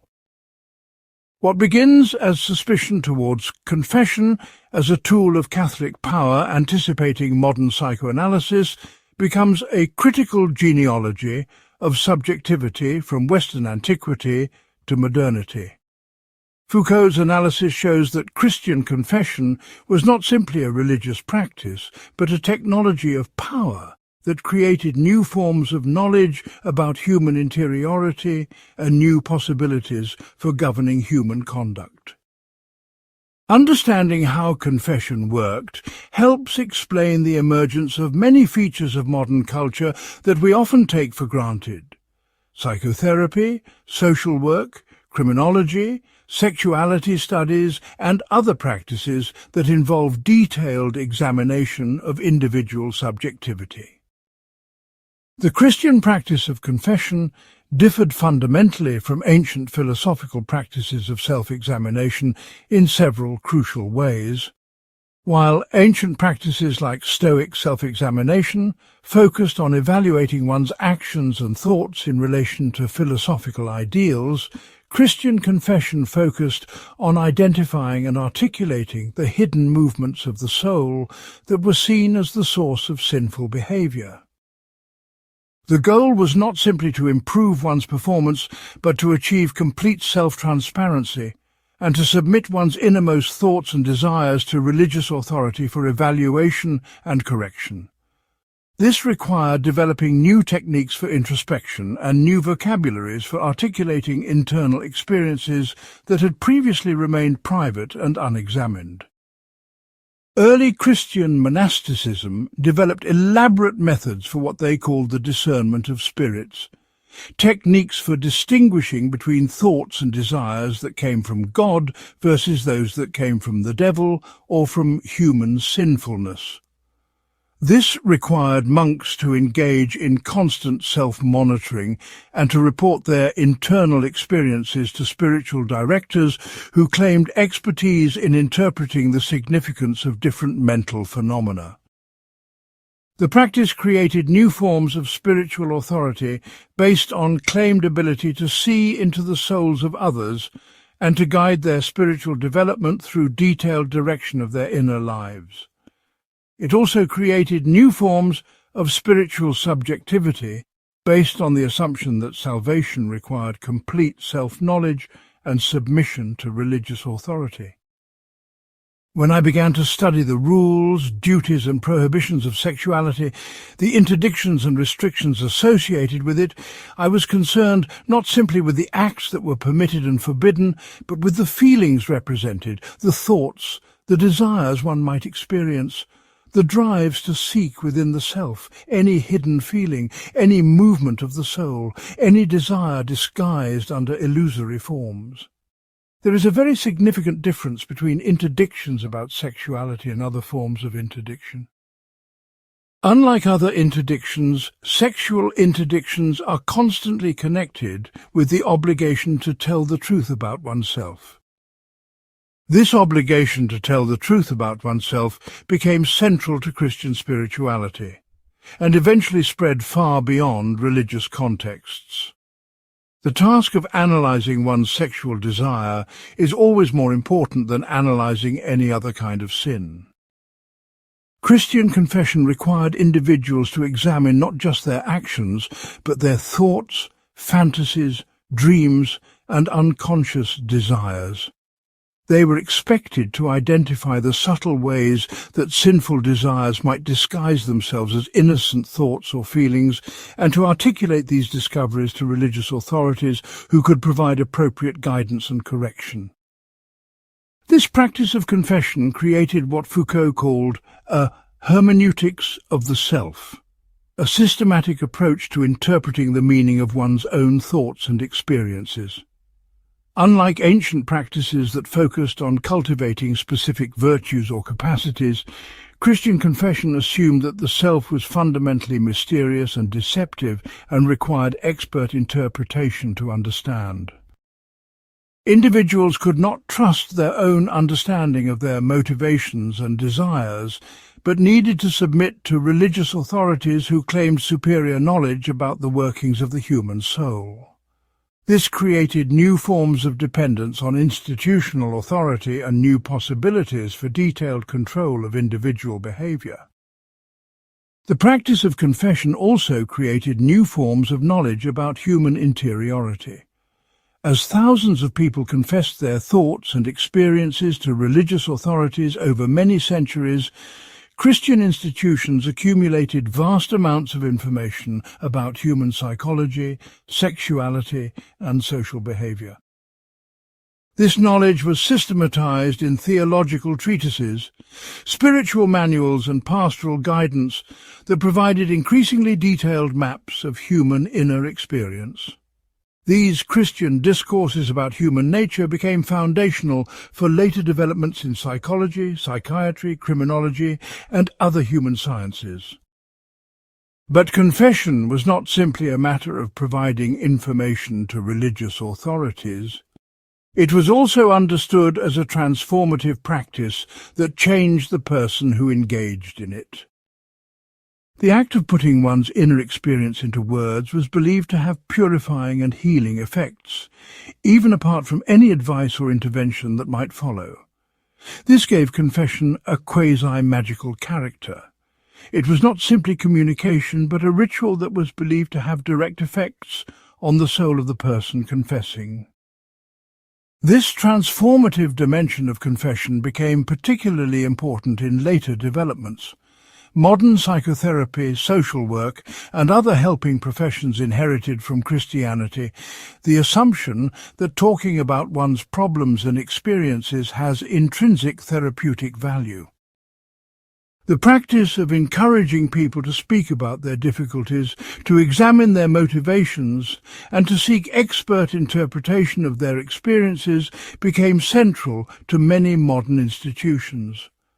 But these modern practices also inherited some of the problematic aspects of Christian confession, the assumption that individuals cannot understand themselves without expert help, the emphasis on identifying pathology and deviance, and the creation of new forms of dependence on institutional authority.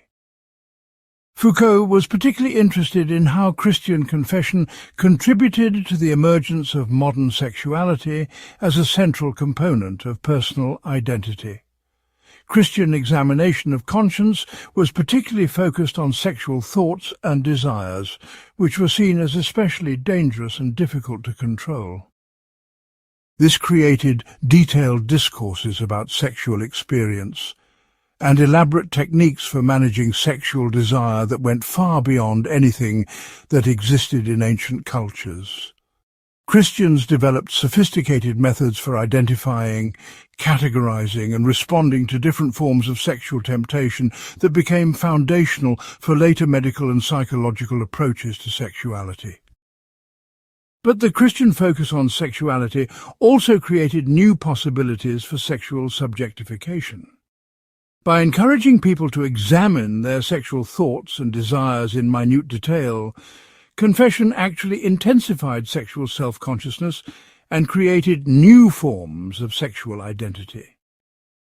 People learned to understand themselves as fundamentally sexual beings whose inner lives were dominated by sexual concerns, even when they were trying to achieve sexual purity.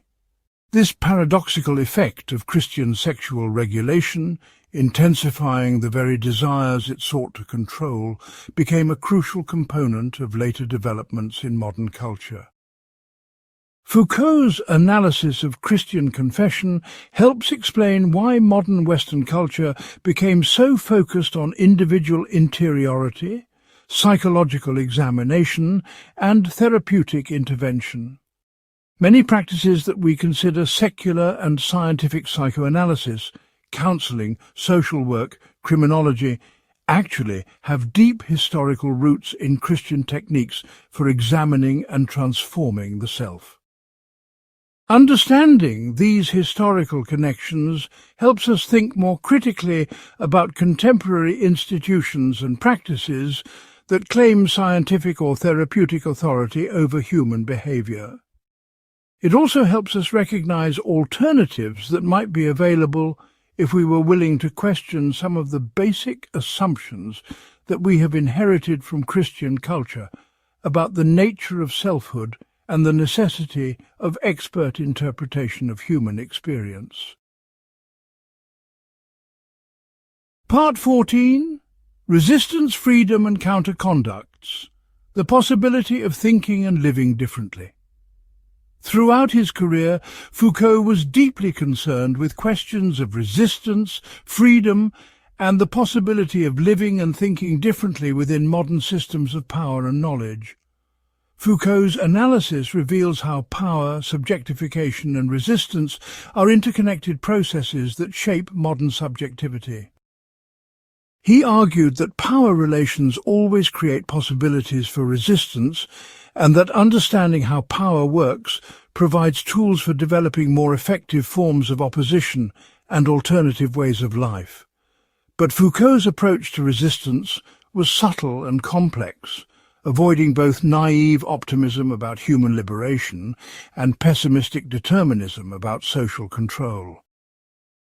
Power, subjectification and resistance in Foucault shows that Foucault thinks that there is a resistance opportunity wherever power is available.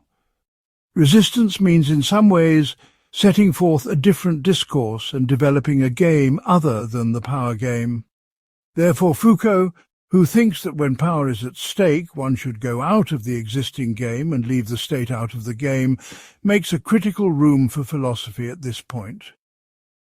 This approach to resistance differs significantly from traditional revolutionary politics that seeks to overthrow existing power structures and replace them with alternative institutions.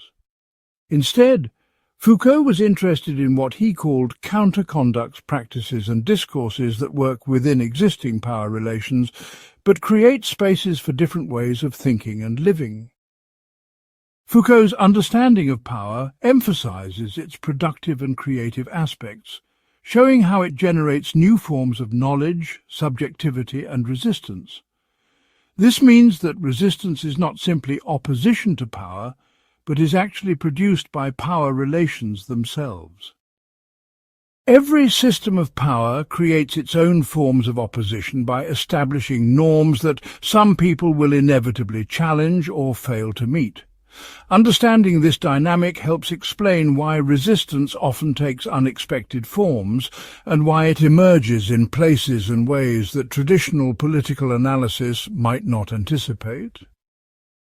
For example, Foucault's analysis of the prison system in Discipline and Punish revealed how the creation of criminal identity actually produced new forms of resistance and political organization. When people were classified as criminals and subjected to systematic surveillance and normalization, they developed new forms of solidarity and opposition based on their shared experience of criminalization. Prison riots, criminal networks and prisoner rights movements all emerged as responses to disciplinary power, even though they were not necessarily planned or intended by prison administrators. The attempt to create docile subjects actually created new forms of political subjectivity and collective action. Similarly, Foucault's analysis of sexuality showed how the medical and psychiatric classification of sexual deviance created possibilities for new forms of sexual identity and political mobilization. When same-sex desire was classified as homosexuality and treated as a medical condition, people who experienced such desires began to organize around this identity and to challenge its pathological classification. Gay rights movements emerged partly as responses to medical and legal forms of sexual regulation, using the very categories that had been created to control them as resources for political organization and cultural recognition. The deployment of sexuality created new forms of sexual subjectification, but it also created new possibilities for sexual politics and resistance. Foucault was particularly interested in forms of resistance that worked by creating alternative ways of relating to oneself rather than by directly challenging political institutions. This is where his work on ancient ethics and technologies of the self became politically relevant. If modern subjects are created through specific techniques of normalization, examination and confession, then different techniques might create different kinds of subjects. Practices of ethical self-cultivation might provide ways of constituting oneself that are not completely determined by dominant social institutions and discourses. This approach to resistance through ethical self-transformation has been particularly influential in contemporary social movements. Feminist movements have developed new practices of consciousness-raising and collective support that create alternatives to individualistic therapeutic approaches. LGBTQ movements have created new practices of coming out and community building that constitute alternatives to both pathological medicalization and closeted privacy. Environmental movements have developed new practices of sustainable living and ecological awareness that constitute alternatives to consumer capitalism. All of these movements involve not just political opposition, but the creation of alternative forms of subjectivity and social relationship. But Foucault also recognized the limitations and dangers of focusing exclusively on individual transformation without attention to broader structural changes. Technologies of the self can easily be co-opted by existing power relations and turned into new forms of social control. Self-help practices, therapeutic interventions, and lifestyle politics can all serve to reinforce existing inequalities and to deflect attention from the need for more fundamental social transformation. The challenge is to develop practices of ethical self-cultivation that contribute to broader social and political change rather than simply serving individual development or personal satisfaction. Foucault's approach to freedom was similarly complex and nuanced. Rather than understanding freedom as the absence of constraint or the ability to do whatever one wants, he understood freedom as the possibility of acting differently within existing conditions of constraint. Freedom is not a natural human capacity that can be unleashed by removing external obstacles, but a historical achievement that must be constantly created and maintained through specific practices and struggles. This understanding of freedom emphasizes its practical and creative dimensions, rather than treating it as an abstract philosophical concept or natural right. Foucault's analysis of the subject and power provides tools for critical reflection on the forces that shape who we are and who we might become. He was particularly interested in what he called limit experiences, situations that push people to the boundaries of conventional categories and create possibilities for thinking and living differently. These might include experiences of madness, criminality, sexual deviance, or other forms of marginalization that force people outside normal social categories and create opportunities for alternative forms of self-understanding. But they might also include more mundane experiences of questioning, experimentation, and creative practice that challenge taken-for-granted assumptions about selfhood and social life. Understanding resistance as counter-conduct rather than revolution also has implications for how we think about political strategy and social change. Rather than focusing exclusively on capturing state power or overthrowing economic systems, this approach emphasizes the importance of creating alternative practices and discourses that can exist alongside and within existing power relations. This might involve developing alternative educational practices, creating new forms of community organization, experimenting with different approaches to work and economic exchange, or cultivating different relationships to technology and consumption. The goal is not necessarily to replace existing institutions immediately, but to create spaces for different ways of living that can serve as models and resources for broader social transformation. But Foucault's approach to resistance and freedom was not without its critics. Some argued that his focus on discourse and subjectification neglected the importance of material conditions and structural inequalities. Others argued that his emphasis on individual transformation and local resistance deflected attention from the need for collective political action and systematic social change. Still others worried that his genealogical method was primarily critical and destructive, without providing sufficient resources for constructive political vision and action. Foucault acknowledged some of these concerns and tried to address them in his later work. He emphasized that genealogical analysis was intended not to promote nihilism or relativism, but to create possibilities for thinking and acting differently. By showing that current arrangements are historical constructions rather than natural necessities, genealogy opens up space for imagining and creating alternatives.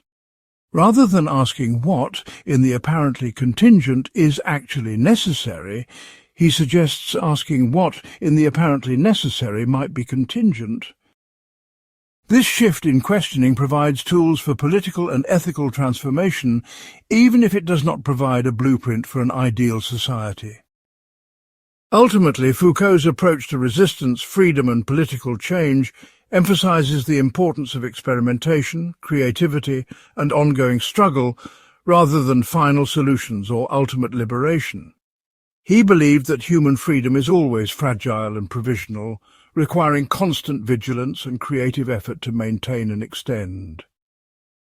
This makes political and ethical work a never-ending task that requires both careful analysis of existing conditions and imaginative vision of alternative possibilities. It also requires willingness to take risks, to experiment with new forms of life, and to accept the uncertainty and difficulty that comes with genuine political and ethical transformation. Part 15. The Critique of the Present, Enlightenment, Modernity, and the Question of What We Are. In his later work, Foucault became increasingly interested in what he called the critique of the present, an approach to philosophical and political analysis that examines contemporary conditions not in order to celebrate or condemn them, but in order to understand how they came to be and how they might be different. This approach was deeply influenced by Immanuel Kant's essay, What is Enlightenment?, which Foucault saw as establishing a new form of philosophical reflection focused on understanding the present historical moment and our relationship to it. But Foucault's critique of the present differed significantly from traditional Enlightenment approaches, focusing more on genealogical analysis than on rational principles and more on power relations than on abstract ideas. Foucault's approach to the critique of the present was fundamentally historical and genealogical. Rather than trying to determine what is universally true or rational about human nature and social organization, he tried to understand how particular ways of thinking and living emerged through specific historical processes. Each of his major books is a critique of historical reason that shows how apparently natural and necessary features of modern life are actually the products of contingent historical developments. This genealogical approach to the present reveals that things could have been different and suggests that they can still be changed through human effort and creativity. But Foucault's critique of the present was not simply academic or theoretical. It was motivated by practical and political concerns about how people live and how they might live differently. His goal was not simply to understand the present, but to create possibilities for thinking and acting that are not completely determined by dominant social institutions and discourses. This required developing what he called a critical attitude, a stance of questioning and experimentation that refuses to accept current arrangements as natural or inevitable. Foucault was particularly interested in what he saw as the paradoxes and limitations of modern Enlightenment culture. While Enlightenment ideals of reason, freedom and progress had contributed to many important social improvements, they had also created new forms of domination and control. Modern scientific rationality had produced valuable knowledge about human nature and social organization, but it had also created new possibilities for surveillance, normalization, and social engineering. Modern democratic institutions had expanded political participation and individual rights, but they had also created new forms of governmental control and population management. This ambivalent relationship to Enlightenment and modernity shaped Foucault's approach to contemporary political and ethical questions. He was neither a simple defender of Enlightenment values nor a wholesale critic of modern culture. Instead, he tried to identify what was valuable about Enlightenment ideals, while also revealing the ways that these ideals had been co-opted by systems of power and control. He was particularly interested in how Enlightenment concepts like reason, freedom, and individual rights could be reclaimed and transformed for more genuinely liberating purposes. Foucault's analysis of biopower and governmentality revealed how modern states and institutions exercise power through care and improvement rather than through coercion and punishment. This creates what he saw as a fundamental problem for contemporary political thought and action. Traditional forms of political opposition, revolution, resistance, critique, are designed to oppose overtly repressive forms of power. But how does one oppose forms of power that claim to be working for human welfare and that actually do provide real benefits like healthcare, education and social security? This question became particularly pressing as Foucault observed the development of what he called neoliberalism, a form of governmental rationality that extends market logic into all areas of social life while claiming to promote individual freedom and social efficiency. Neoliberal governmentality creates subjects who are expected to manage themselves as entrepreneurs and to take responsibility for their own success or failure in competitive markets.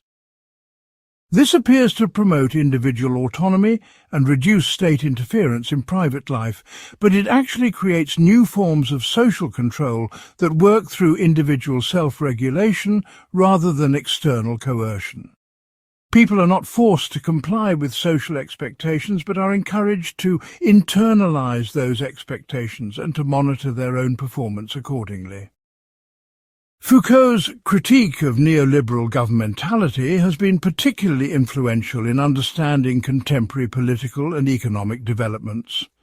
His analysis helps explain why traditional forms of political opposition often seem ineffective against neoliberal policies and why people often support policies that appear to work against their own interests. When power works through the production of desires and aspirations, rather than through coercion and prohibition, resistance requires different strategies and tactics than those developed for opposing overtly repressive regimes. It requires understanding how contemporary subjects are constituted and developing alternative practices of subjectification that can create different possibilities for thought and action. But Foucault's critique of the present was not limited to analysing contemporary forms of power and control. He was also interested in identifying resources within contemporary culture that might support more genuine forms of freedom and creativity. This is where his work on ancient ethics and technologies of the self became particularly relevant to contemporary political and ethical reflection. If modern subjects are constituted through specific practices and discourses, then different practices might constitute different kinds of subjects with different capacities for thought and action. Foucault suggested that contemporary culture might benefit from developing new forms of ethical practice that combine ancient insights about self-cultivation with modern insights about equality, diversity, and social justice. This would not involve simply returning to ancient practices which were deeply embedded in systems of exclusion and hierarchy that would be unacceptable today. Instead, it would involve creating new practices that take seriously both the ancient insight that ethics involves working on oneself and the modern insight that ethical life must be available to everyone, regardless of their social position or background. This might involve developing new forms of education, community organization, cultural practice, and political participation that combine individual development with collective empowerment. Foucault's approach to the critique of the present also emphasized the importance of genealogical analysis for contemporary political and ethical reflection. Understanding how current arrangements came to be provides tools for imagining how they might be different. Genealogical analysis reveals that what appears most natural and permanent about contemporary life is actually the product of particular historical struggles, and could potentially be changed through new forms of struggle and experimentation. This does not mean that change is easy or automatic, but it does mean that change is possible and that human creativity and effort can make a real difference in shaping the future. But Foucault also emphasized that the critique of the present must be ongoing and experimental rather than final or systematic.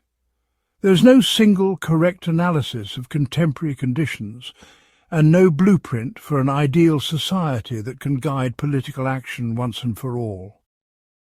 Instead, the critique of the present must be constantly renewed as conditions change and as new problems and possibilities emerge. This requires intellectual humility and openness to revision, while also maintaining commitment to the values and goals that motivate critical analysis in the first place. Foucault's approach to the critique of the present has been influential in many areas of contemporary scholarship and political practice.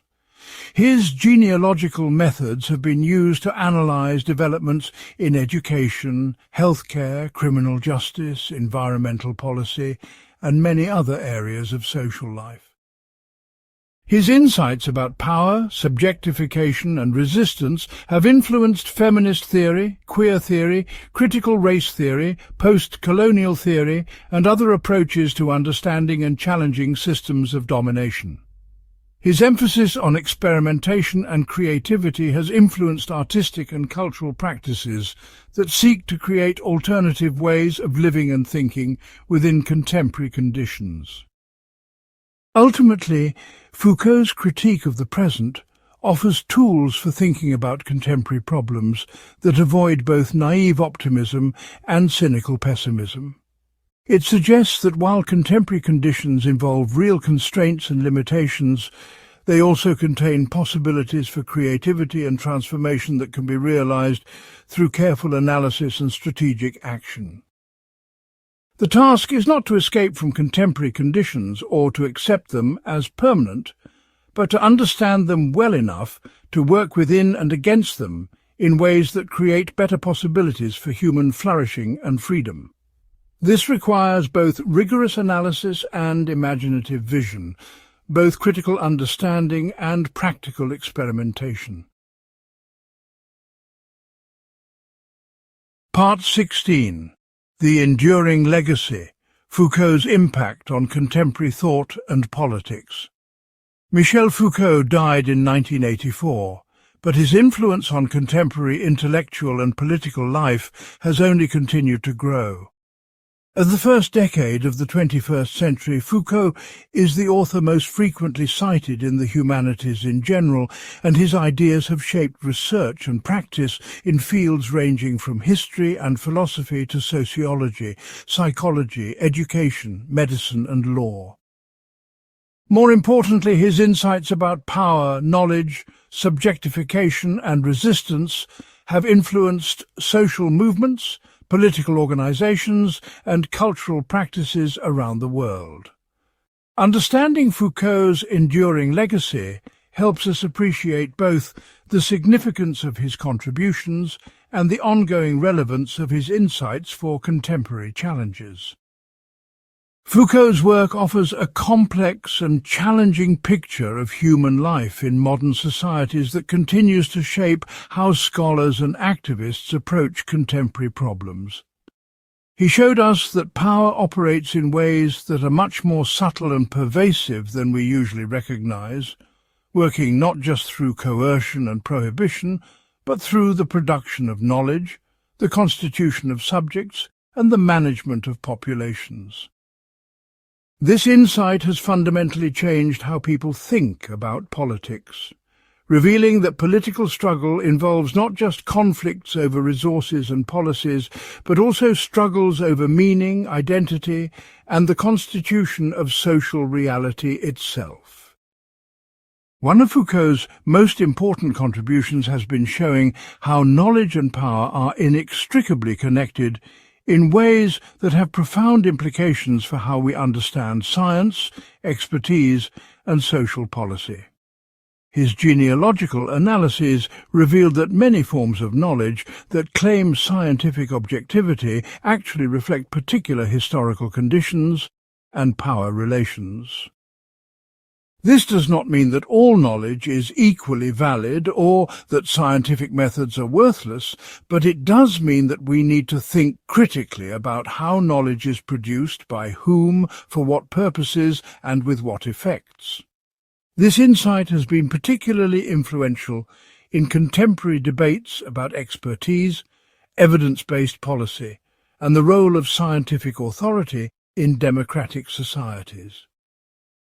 Foucault's analysis of discipline and normalization has been crucial for understanding contemporary institutions and practices that claim to help people while actually controlling them in subtle ways. His insights about how modern power works by establishing norms and encouraging conformity rather than by simply prohibiting behavior have influenced critical analyses of education, healthcare, social work, and criminal justice. These analyses have revealed how apparently benevolent institutions often reproduce inequalities and limit human possibilities, even while claiming to promote welfare and development. But they have also identified opportunities for resistance and alternative practices that can create more genuinely liberating approaches to human development and social organization. The concept of biopower has been particularly influential in understanding contemporary politics and governance. Foucault's analysis of how modern states govern through the management of life processes, health, sexuality, productivity, population dynamics, has provided tools for analyzing developments in public health, reproductive politics, immigration policy, and environmental regulation. His insights about biopolitical racism have been crucial for understanding how seemingly neutral policies about health and welfare can actually reinforce racial, class, and other forms of inequality.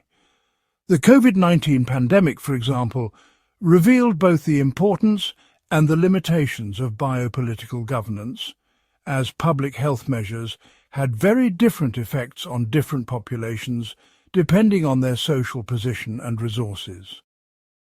Foucault's work on sexuality and subjectification has been foundational for contemporary movements around gender, sexuality, and identity. His genealogy of sexuality revealed that many categories we take for granted, homosexuality, heterosexuality, normal and deviant sexuality, are actually historical constructions that could be different. This insight has been crucial for LGBTQ movements that have challenged the pathologization of non-normative sexualities while also creating new forms of identity and community. But it has also raised complex questions about the politics of identity and the relationship between liberation and normalization that continue to be debated in contemporary queer and feminist theory. Similarly, Foucault's analysis of how modern subjects are constituted through various practices of examination, confession and normalization has influenced critical approaches to psychology, therapy and self-help culture.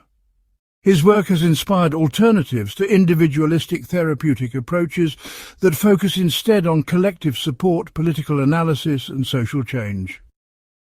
It has also contributed to critical analyses of how contemporary consumer culture encourages people to constantly work on themselves, to optimize their health, enhance their productivity, improve their relationships, in ways that can actually increase rather than reduce anxiety and dissatisfaction. Understanding these dynamics has been important for developing more sustainable and fulfilling approaches to personal development and social change. Foucault's work on ancient ethics and technologies of the self has opened up new possibilities for thinking about contemporary ethical and political practice. His investigation of how ancient people developed practices for ethical self-cultivation has inspired contemporary experiments in community building, spiritual practice, and alternative approaches to education and personal development.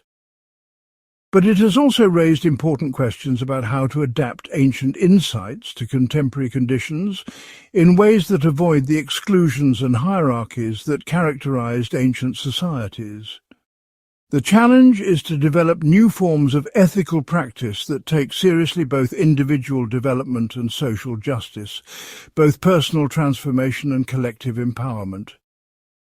The concept of governmentality has been particularly influential in understanding neoliberalism and contemporary forms of economic and political governance. Foucault's analysis of how modern power works by shaping desires and aspirations rather than simply constraining behaviour has provided tools for understanding why neoliberal policies often enjoy popular support, even when they seem to work against people's interests. His insights about entrepreneurial subjectivity have been crucial for analysing how people are encouraged to think of themselves as individual entrepreneurs responsible for their own success or failure in competitive markets. This analysis has influenced both scholarly research and political organising around issues like education policy, healthcare, social welfare and labour rights. But Foucault's work has also been subject to significant criticism and debate. Some critics argue that his focus on discourse and power relations neglects material conditions and structural inequalities. Others worry that his genealogical method promotes relativism and nihilism by showing that all truth claims are historically contingent. Still others argue that his emphasis on local resistance and individual transformation deflects attention from the need for systematic political change and collective action. These criticisms have generated productive debates that have refined and extended Foucault's insights. Contemporary scholars have worked to integrate Foucauldian analysis with attention to economic structures, racial dynamics, gender relations, and global power relations. They have developed more sophisticated understandings of how discourse and materiality interact, how local and global processes connect, and how individual and collective transformation can be mutually reinforcing. This work has created richer and more nuanced approaches to understanding and challenging contemporary forms of power and domination. Perhaps most importantly, Foucault's work continues to provide tools for what he called the critique of the present ongoing analysis of contemporary conditions that reveals both their constraints and their possibilities. His genealogical methods continue to be valuable for understanding how current arrangements came to be and how they might be different. His insights about power, knowledge and subjectification continue to be relevant for analysing new developments in technology, governance and social organisation. His emphasis on experimentation and creativity continues to inspire efforts to create alternative ways of living and thinking within contemporary conditions. Ultimately, Foucault's enduring legacy lies not in any particular theory or method, but in his demonstration that human arrangements are historical constructions that can be analysed, criticised, and potentially changed. Rather than asking what in the apparently contingent is actually necessary, he suggests asking what in the apparently necessary might be contingent. This shift in perspective opens up possibilities for thinking and acting that are not completely determined by dominant institutions and discourses. It provides tools for working toward futures that are more just, more free, and more conducive to human flourishing than current arrangements allow. Foucault's philosophy offers no easy answers or final solutions to contemporary problems. Instead, it provides tools for ongoing critical thinking and creative action that can respond to changing conditions and emerging challenges. In a world where power and knowledge are increasingly complex and pervasive, where new technologies create new possibilities for both liberation and control, and where global problems require both local and collective responses, his insights remain more relevant than ever. They offer resources for anyone who wants to understand how to live thoughtfully and responsively in contemporary societies while working to create better possibilities for future generations.